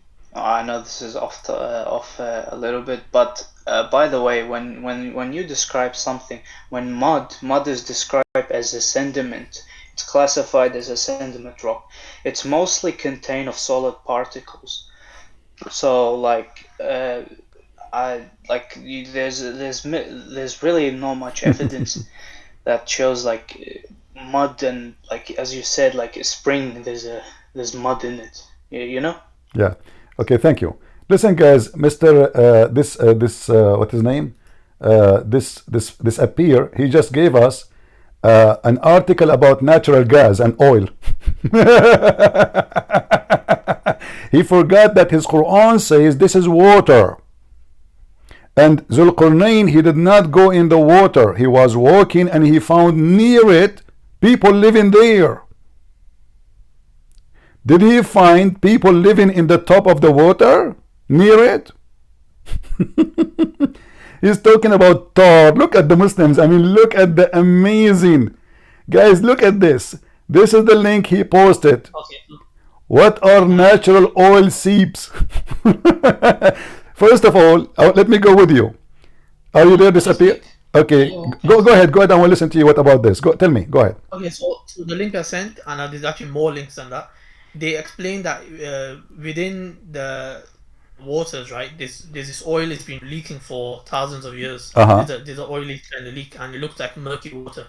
So this is what the links have been describing. So this one area can be found in California, for example. There's 25 tons of oil each day for the last several 100,000 years. This oil has been leaking there. Are you done? Yeah. So this proves you're asking me where is this murky water. This proves that this murky water can be found in certain I areas. did not ask you where is the murky water. I said to you where we can find the sun sitting in a spring and it is boiling. Is that oil boiling? It says Hamia, Hamia. Can the sun not heat up the water? What? In a hot weather, can the sun not heat up the water? The sun heat the water. Well, that would heat the whole ocean then. The whole ocean must be boiling. In Arabic it says Hamia. Do you know what Hamia mean? The spring, yeah, like you mentioned. Hamia mean spring? Hamia, let me check. Huh? Let me check. This is a believer. He do not know what his Quran saying. Hamia, let me check. Sediments, they're classified as sediments. They mostly contain solids. They can't boil unless they have water in them. All right. Go ahead, Mr. Hamia. What Hamia mean? I'll check 1 second. I'll check the dictionary. You can call Christian Prince if you want. If the water was boiling in the first place because of the sun, then life on Earth would all go extinct. Thank you. I do not need to refute the guy. I should go. We have K and we have the Assyrian. So guys, bye bye. I mean, look how silly their argument is. This is the most stupid book ever. Dark mud. Huh? Hamia is dark mud. Is what? Is what? It's a dark kind of spring. Dark? Hamia mean dark? Yeah, it says dark mud. I'm looking at the dictionary right now. Dark mud? The dictionary says to you Hamia mean dark mud? What dictionary is that? What dictionary is that? Give me the name. This Quran corpus, for example, they have my friend, highlighted just to show you that the one who says that to you is an idiot. Hamia mean blazing hot, not only boiling. Here we go. This is a word used in the Quran. Hamia. Read with me. Do you see it? Tasla naran hamia. Naran hamia. This is the word used for describing hell. What? Yeah, what, Muddy? Yes, this is about hell. Hamia describe hell. Blazing fire, blazing hot. So, and not only that, your prophet himself, just to get you busted more, your prophet, he described the verse in the very authentic chain of hadith. He said the following, and this is your Muslim website. Why Muslims they lie? Because Islam without lies dies. Can you read for me the hadith in the screen, please? The hadith is weak. It's weak? He did not even read it yet. Yeah, I already know. I already know the one that you. No, it is not. Here we go. It says Sahih in chain Al-Albani, and this is Sunan Ibn Dawood, Abi Dawood, which means it's authentic book. Okay, let me bust you. Let me bust you one second. Listen. Do you know the difference? Okay, hold on. Just wait. Does it say? Hold on. You see, this is why I block people always, because they act like kids. So here it says, listen. This is your website. This is, forget about the hadith now. This is your website translation saying, spring of warm water, Hamia. Does it say spring? The word muddy, my friend. It is different word. You Muslims are Okay. ignorant. You Muslims Let me are respond. ignorant, and you've been lied to. And if you Why are go you and running away to the verse? Why are you running away to the verse? Let me respond. go ahead. Okay, so I thought you're gonna stick to the rules. 2 minutes each. Well, I put 5 minutes. I thought you're gonna give me. You're not even giving me a It's little you. bit. I gave you 5 minutes. You said 2 minutes only enough, and then you intervene with me too. I talk, you answer right away. Go ahead. So what the problem? Don't cry. Okay, so firstly, it says Sahih in chain. Do you know the difference between Sahih in matan and chain? There's a distinction. There's a distinction A between that. person who do One not thing is, know, a person who yeah, do I'll not finish. know. Okay, I'll but finish. you are a person who do not know what the word mean. Suddenly now you are expert with Sahih in chain. Okay, tell me what Sahih in chain mean. Oh, that means I learned something. Certain things I know, I have knowledge on certain things. I don't have knowledge on certain things. I can check it. There's no problem with that. All right. Likewise, you are also ignorant on many things. You also have knowledge on a lot of things. So Okay. there's no problem with that. Okay, so this Sahih in a matan means that, okay, we have to determine whether this aligns with the Quran or not. And if it goes against the Quran, if it goes against observations that we can see, then we know it's not reliable. So we check the chain, the transmission, how it's been transmitted. We also check the matan as well. This contradicts with another hadith. That's why some scholars have rejected it, and also one of the narrator in the chain as well. Okay, you already done? Yep. Let me repeat what you said. They're contradicting with the Quran. Okay, what is contradicting with the Quran? The Quran said the sun set in a muddy. Hold on, don't talk. You see, you complain when I talk. You complain when I talk. Okay, listen.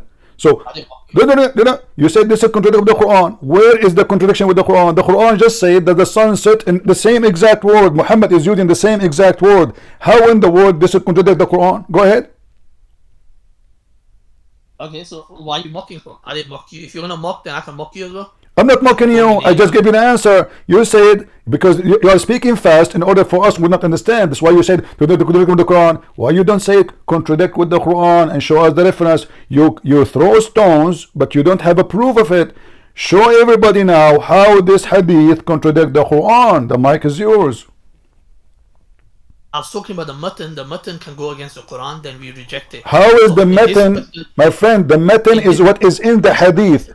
The matan is what is in the hadith. Okay, now show me how that go against the Quran. Go ahead. In this particular case, it goes against a different hadith. The one that talks about. You said it goes against the Quran first, and then you mention hadith. We will go to the hadith after. Show us how this hadith goes against the Quran. No, this one doesn't go against the Quran. So it's total agreement with the Quran. It's Thank you total very against much. situation. So totally agree with the Quran. So now look what you did. You said, hold on, guys. He said, if a hadith, and this is what the Muslims say, if a hadith against the Quran, we don't take it. So now he is taking the hadith, the other one, which contradict the Quran, the one he did not show us yet, and he did not accept the hadith, which is comply and agree with the Quran. Do you see how they change the rules? They are very flexible. So if he first, when you spoke, you said this hadith contradict the Quran. Now, when I force you to show me where, it says no, it does not. Right? Now, your prophet is the one the best to explain what the Quran is saying, not you. And when we say Sahih in chain, it doesn't say da'if, it does not reject it. It's in your book, it's approved. In the top of that, do the Quran teach that the sun goes every day? Yes or no? Go down. One second, I'm gonna bring a narrator that's actually weak within this chain. Just give me 1 second.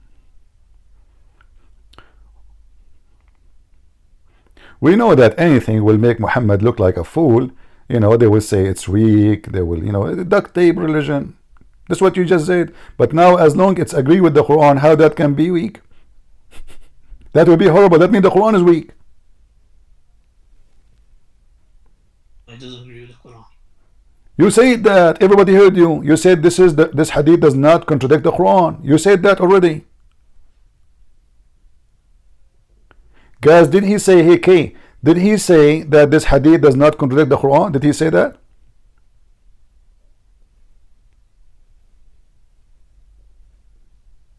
You said that. Are you going to bite your tongue? 1 second, I'm finding the narrator. The narrator that's weak in this chain.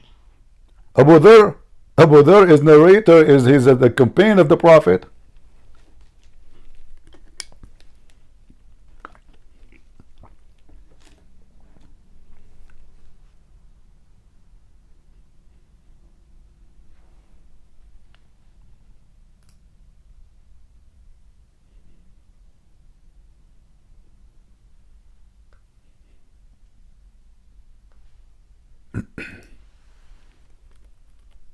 Do you need to invite a sheikh? No, I don't need to. Oh, okay. I'm just worried about your health.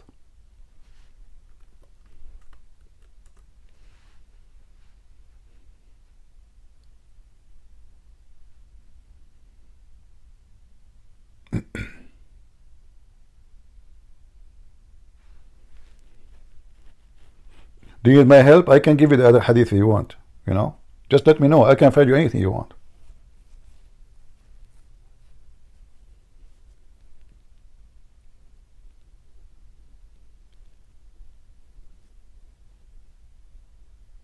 So yeah, it says here, Sufyan bin Hussein, he's the one who's been criticized by some scholars, and it says Muhammad ibn Sa'ad said he was reliable, but he made many mistakes in his narration.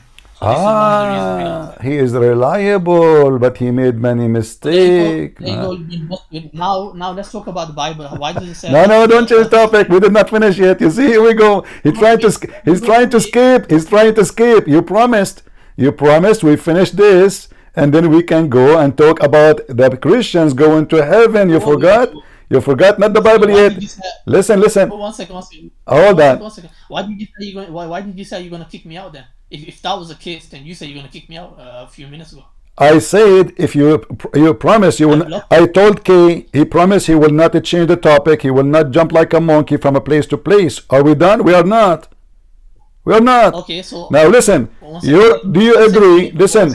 The sun in the Quran, in the observation of Zulqarnain. Just wait, we can't talk in the same time. Come on. One second. I said I only have 1 hour, so it's been almost half an hour. I don't care. We promised we will not change the topic. You are a potato.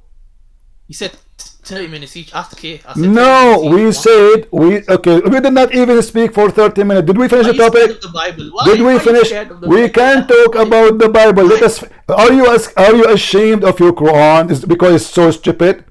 Now let us finish this. Let us finish this, Mr. Bible. Listen. You are a potato. You are trying to escape. You are ashamed. So now, does the Quran teach that the sun goes every day down physically? Yes or no? Yes or no? When are you going to debate my topic? When are you going to debate my topic, Christianity? I debate Christianity every day. Every day. You when you want to debate? I only have 1 hour, and it's been half an hour. We finish this topic. We have nothing. I will stay with you until tomorrow. Here we go. Let us finish this one. Let us finish this one. Can we? In 5 minutes? What 5 minutes? Why 5 minutes? Are you like you need to go? Because, yes, I told you I only have 1 hour, and we do half an hour. You have 1 hour? Okay, listen. Yes. In the front of everybody, we finish this topic, and we will do it as fast as we can, and then you can give me the question about the Bible. Is that fair? No, not really, because I spent half an hour on your topic. So, do you agree with me now? Either you agree that the Quran is a fairy tale book, and your prophet explained the verse that the sun set down, or we have to give more proofs to prove my point. We are not done. Do you agree with me that the sun set down down physically every day according to Muhammad? Yes or no? Physically, yes. No, it doesn't. I just told you the narrator. One of these narrators is weak, so. Okay. Can you said to me there's other hadith contradict this hadith? Can you show it to me? Yeah, that claim is not necessary right now. No, it's necessary. It's necessary. No, I insist. No, I insist. Please. No, please. I insist. No, please. Why you wanted to give me the hadith contradict this hadith? Everybody heard you saying. You said in your rebuttal to me. You said, and there is a hadith contradict this hadith. Put it in the screen and let us laugh. Go ahead. I'm saying to you, I refuted you on this hadith. No, you did not. You did not. You said in your refutation there's a hadith. You said, listen, you said, and it's recorded, you said about this hadith, you said, and there is a hadith contradict this hadith. I want to put it in the screen so people will die laughing at you. Do you know why you don't want to give it to me? Because the hadith confirm what I am saying. So you thought you can escape the first horrible hadith, but now you are in the corner because the second hadith will make Muhammad look like a fool. Okay, otherwise give me the hadith. Go ahead. Why you did drama? Why you did drama? Give me the hadith. I will not continue with you unless you keep your promise. You said there's a hadith contradict this hadith. So it's you know, when you are refuting somebody, he will ask you, okay, give me the hadith. I mean, it's you who said that, not me. It's you who presented that story to me. Give me the hadith. Why you don't want to give it? If there's something fishy about it? No problem, I'll give you the hadith. No problem. Okay. So the hadith talks about the son prostrating to Allah, and that hadith is more reliable. So that's why. Thank you very much. Okay, what is the hadith? Is it the one I will put in the screen in a second, or do you want to give me a different one?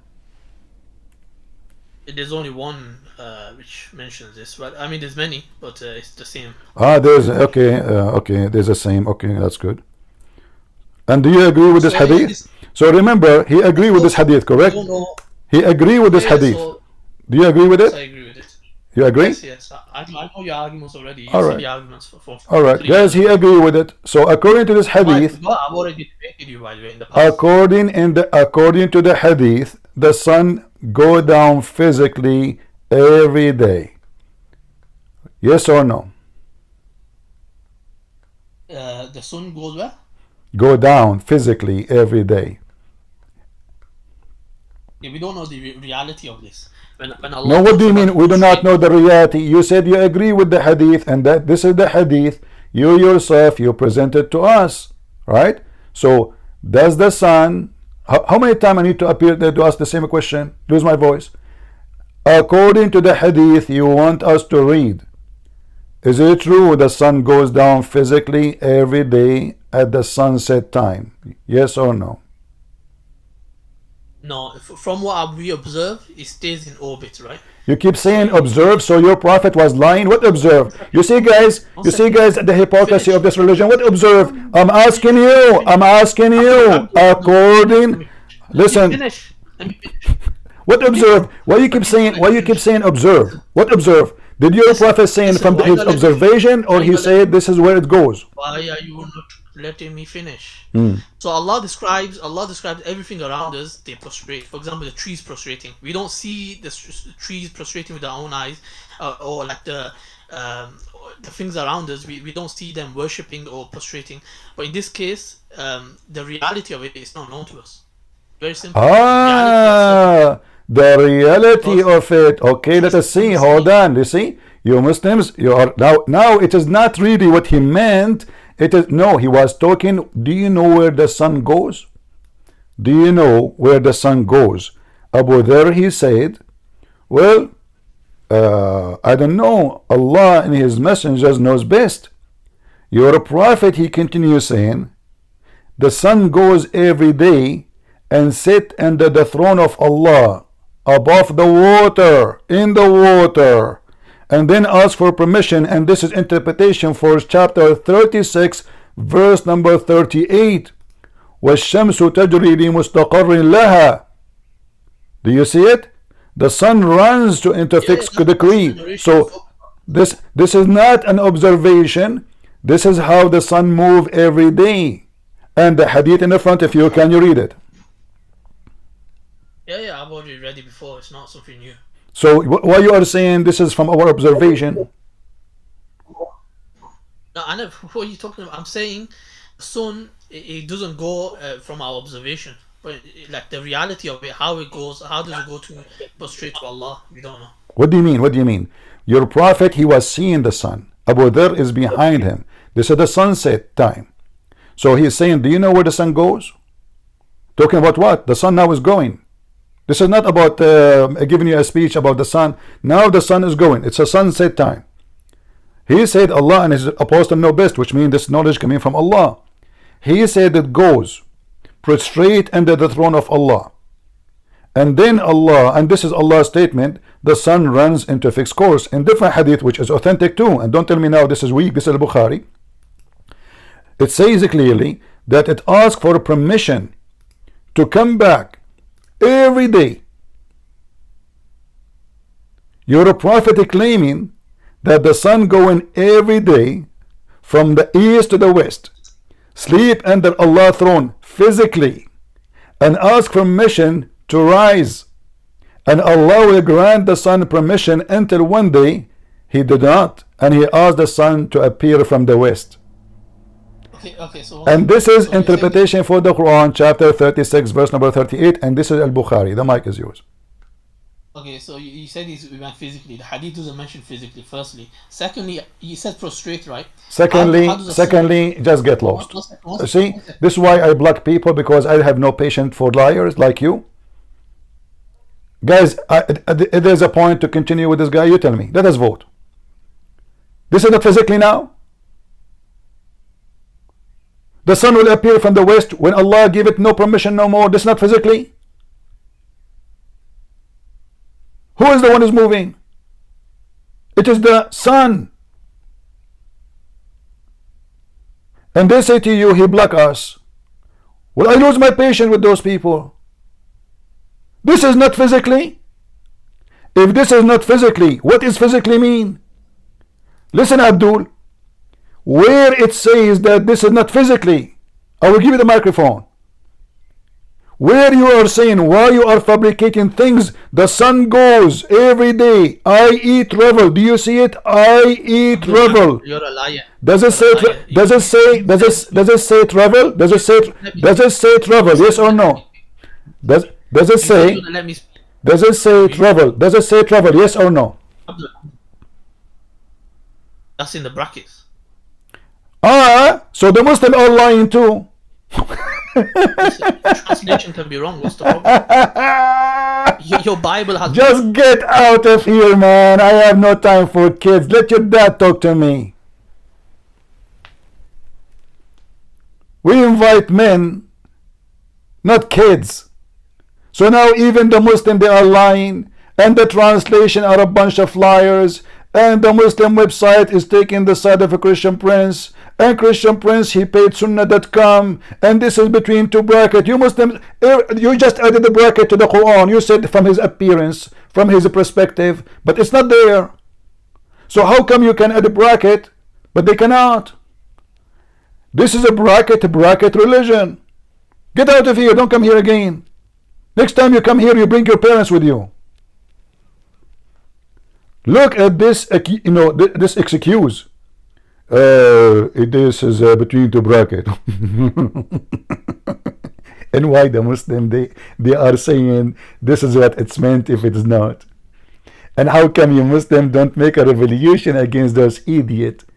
Why in the world they say that? I mean, how come you don't make article about their lying? They are lying. Those Muslims are lying. It doesn't say that. They are like Christian prince lying to the Muslims, and the Muslim lying to the Muslims.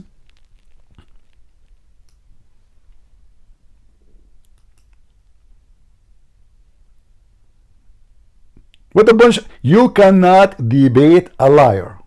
It's a waste of time. You show it to him in the front of his eyes. And not only that, there's a guy, his name is Fifi. You know, guys, Fifi? What Fifi she said? Yes. He said to apostate prophet, yes. And this is a true hadith. Yes. The sun goes every day. Yes. You know, his critiques of what he wanted to say about Christianity is what you told me about the miracles of Islam yesterday. He's like, Christianity is a hypocrite because there's also the miracle of the donkey in what? In the Old Testament, the Bible says clearly that the sound came, but this is the angels talking, it's not the donkey. But in his book, he's a prophet, he speaks to his donkey. Open it, Al-Bidayah wa Nihaya, Ibn Kathir. The prophet, he asked his donkey, do you like females? The donkey, he said, I don't like females. The donkey as a prophet is a gay like him. What the heck?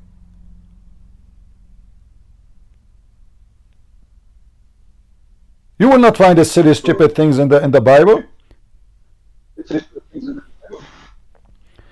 Go ahead, Lion Abdul. Hello,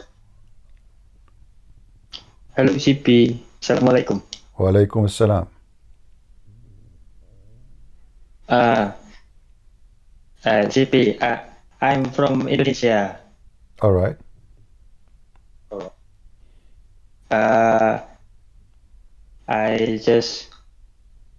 I'm sorry. First, I want to say sorry because my English not good.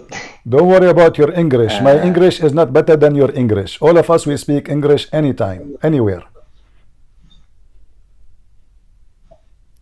Yeah.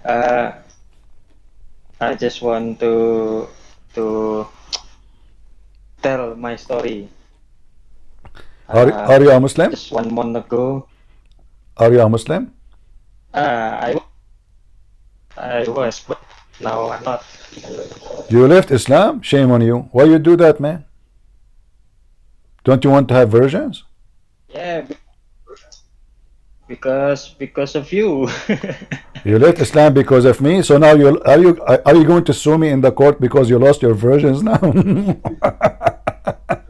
Okay, go ahead. Tell us your story. Yeah. Just 1 month ago, I got baptized. I saw your video in apa ya ngomongnya? Aduh susah bahasa. I know what you're saying, but it's hard to say in English. Your voice is cutting. If you have too many programs running, maybe you should close them, so you can make your internet stronger. Can you do that? Because your voice is cutting. No, maybe just my internet. All right, it's okay. My internet is All right. bad. All right, tell us your story. Go ahead. We are listening.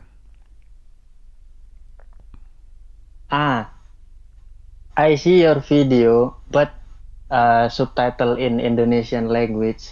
Okay. Almost 6 months ago. I wonder why in Indonesia nobody can explain.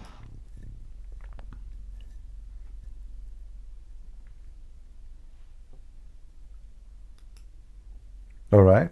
You mean nobody is refuting me in Indonesia, right? The ustaz are busy eating coconut.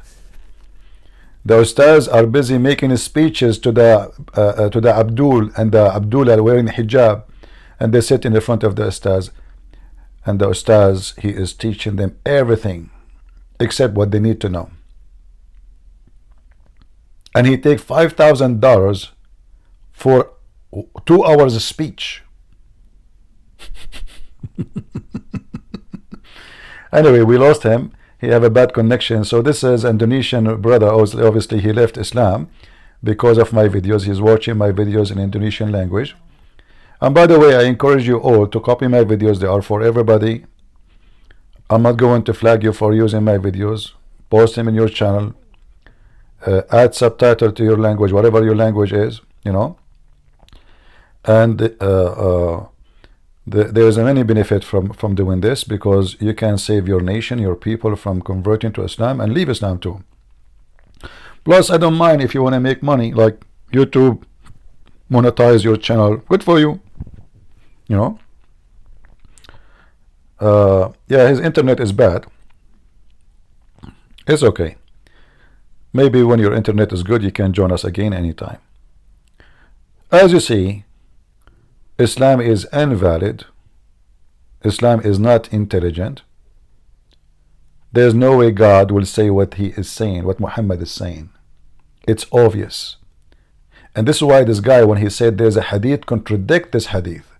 Did you ask yourself why he refused to give it to us? Why I have to fight for it? Because it's obvious. The hadith which he wanted to use, it's not contradicting, in fact. It's confirming that.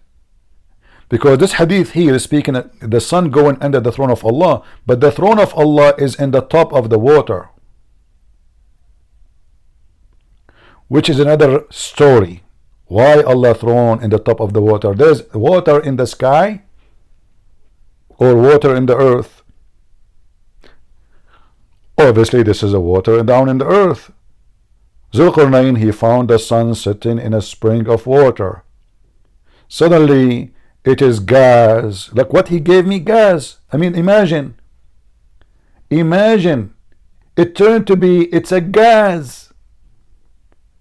You Muslims, when you debate me, you break too much gas, my friend. The Quran says a spring of water, it turned to be gas, and the gas is boiling in the ocean, and next to it there is people, they live there. And he reached where the sun set, he reached it. This is where it is. And they searched the whole internet where we can find a solution for this. Christian Prince, first of all, I'm going to get you batted. Zakir Naik, what? Go to offense response for restoration. What is that? It's a website in the internet made by the kuffar. Okay, what it says? It says, it says, how do you know what the heck?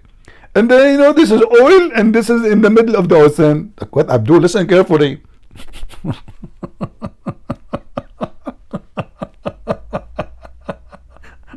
Oh, Lord have mercy.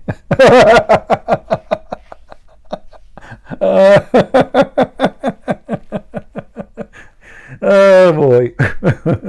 And now let's talk about the Bible. Christian Prince, I told you the debate. They are trying their best to escape the immunity because their book obviously is a laundry. Panties, underwear, condoms, I mean everything there. So they try to escape it. Let us debate our Trinity. They're not. Well, I told you to tell me what Jesus said. I'm God worth me.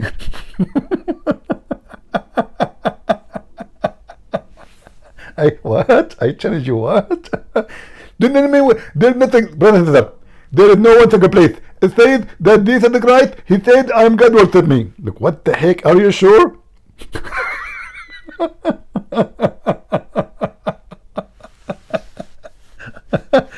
Oh boy.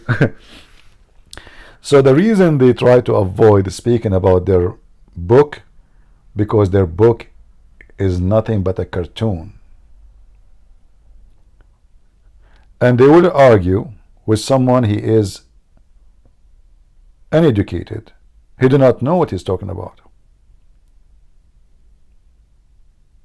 Someone he have no idea what the topic is. But it's so clear that Muhammad is copying a fairy tale. This is a story written by someone from Syria. Fiction story about someone is real, Alexander the Great. Muhammad, he copied it, he put it in his book. The guy, he built a dam. I mean, we did not even finish, we did not even reach the point where the dam is there. The dam which is between us and Gog and Magog, which is the reason for many Muslims to leave Islam by tens of thousands, as what his name? Yasser Qadhi, he said. It's an avalanche. When people they arrive to here, to this point, they try to escape the first one, the second one, they try to give it false interpretation to avoid the embarrassment. But then when they arrive here, look at this. Zulqarnain, he built a dam between us and creatures who they are by trillions as numbers. Muhammad, he says 1,000 of one of them will make 1,000 before he die. Each one of them. So imagine how they multiply, so scary. And all those creatures who they are extremely aggressive and they will kill a human being race. They are behind the wall. And they try to dig the wall every day, but they cannot make a person through. And one day they will be able to go through. And the wall is made from iron and copper. Where we can find those billions and trillions of creatures behind the wall? We have a map, Google map, for every single inch in the earth. You can even zoom in, you can see it. Then the Muslims, they try to say, okay, maybe they are under the earth. Abdul, it says between two mountains. Mountains, two mountains on top of the earth. What under the earth? What top of the earth? Those are two mountains in the top of the earth. Between us and them. If they are under the earth already, there's a dam between them and us. So the drama of Islam is beyond stupidity. And Muslims, obviously, they cannot explain it. And how they can try to defend it? By saying something is not even there. Let us take one more person to talk. Lago, go ahead, my friend.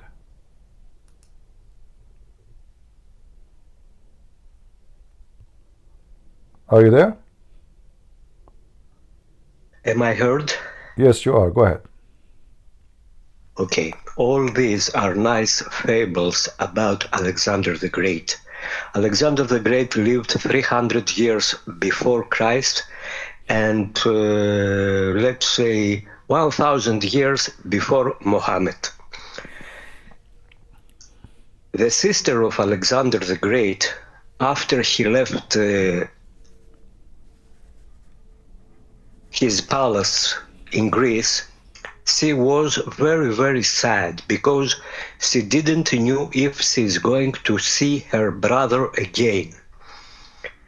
And she was so sad that she committed suicide. She felt my brother, if you don't mind, we want to focus in the Quran, not in Alexander the Great now. We are focusing in Gog and Magog, and if they are true or not. My topic is not really, you see, my topic here is not too much history, as much as about, especially now, it's about the event reported in this story, which is absolutely false. So we want to focus on the fiction part. Yeah, we don't want to know about Alexander the Great. You know, we don't care really. His sister died, committed suicide, she was sad. Who care? This is not our point. And we are not here for Mr. Alexander. We are here to prove Islam to be a book of fallible stories. Even the Arab, by the way, they laugh at Muhammad. They knew he's a liar. And they keep saying to him, this is nothing but a fairy tale. If you go in the Quran and you type the word asatir. Asatir mean what? Legend. Legend. Look how many times. The Arab, they keep saying to them, this is nothing but the fabulous, the fairy tales of the one before us. We heard those before. Our parents, they told us those stories, exact same stories.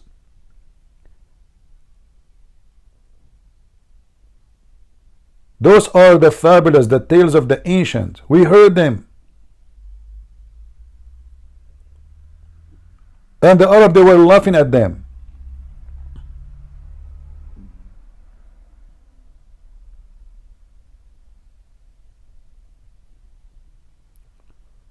This is Islam. And if this is what you want to believe in, well, I feel sorry for you.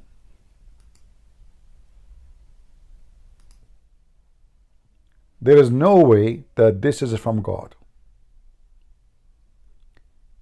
God is not a fool to say foolish things. If you ask yourself, what is even the purpose of this stupid story? What is the purpose of Suleiman speaking to the ant? The ant, she is schooling Suleiman. The genie are building for Suleiman. The shaitan, he sleep with the wives of Suleiman, and you bang to them to the point the wives, they were able to find out that this is cannot be Suleiman because he was so good in bed. What is the point of those stories? It is a foolish man, his name is Muhammad. And I say to you, if a fool like Muhammad fool you, how foolish are you? I will be back later, God help us, maybe afternoon or at night, If you like to join us, I will try to go again, the same as we did today, in Ramble and in YouTube and in Discord. Thank you all for being here. May the Lord bless you. And until we see you again, God is good. And before we go, Kay, do you want to say anything? God bless you, man. I've seen the way he argued. It was horrendous. Even then, if what he told you the Sunnis heard them, they would have called him an apostate because he just insulted a narration of the hadith and said it was contradictory. And even then, it's just I'm like convinced now. All right. Well, we are happy for you that you left Islam, my friend, and we hope soon your family will leave Islam too. And I am here to help. And I promise the Lord that I made tens of thousands of Muslims leave Islam, and if the Lord let me live, I will make tens of thousands leave Islam more. It is my pleasure. Thank you. God bless you. Take care. God bless you all, everyone. We will be back later. Don't forget to join us in Discord if you like, or in YouTube, or in Ramble. Feel free, whatever you like. And until we see you soon again, God is good. So is Jesus. Amen. See ya.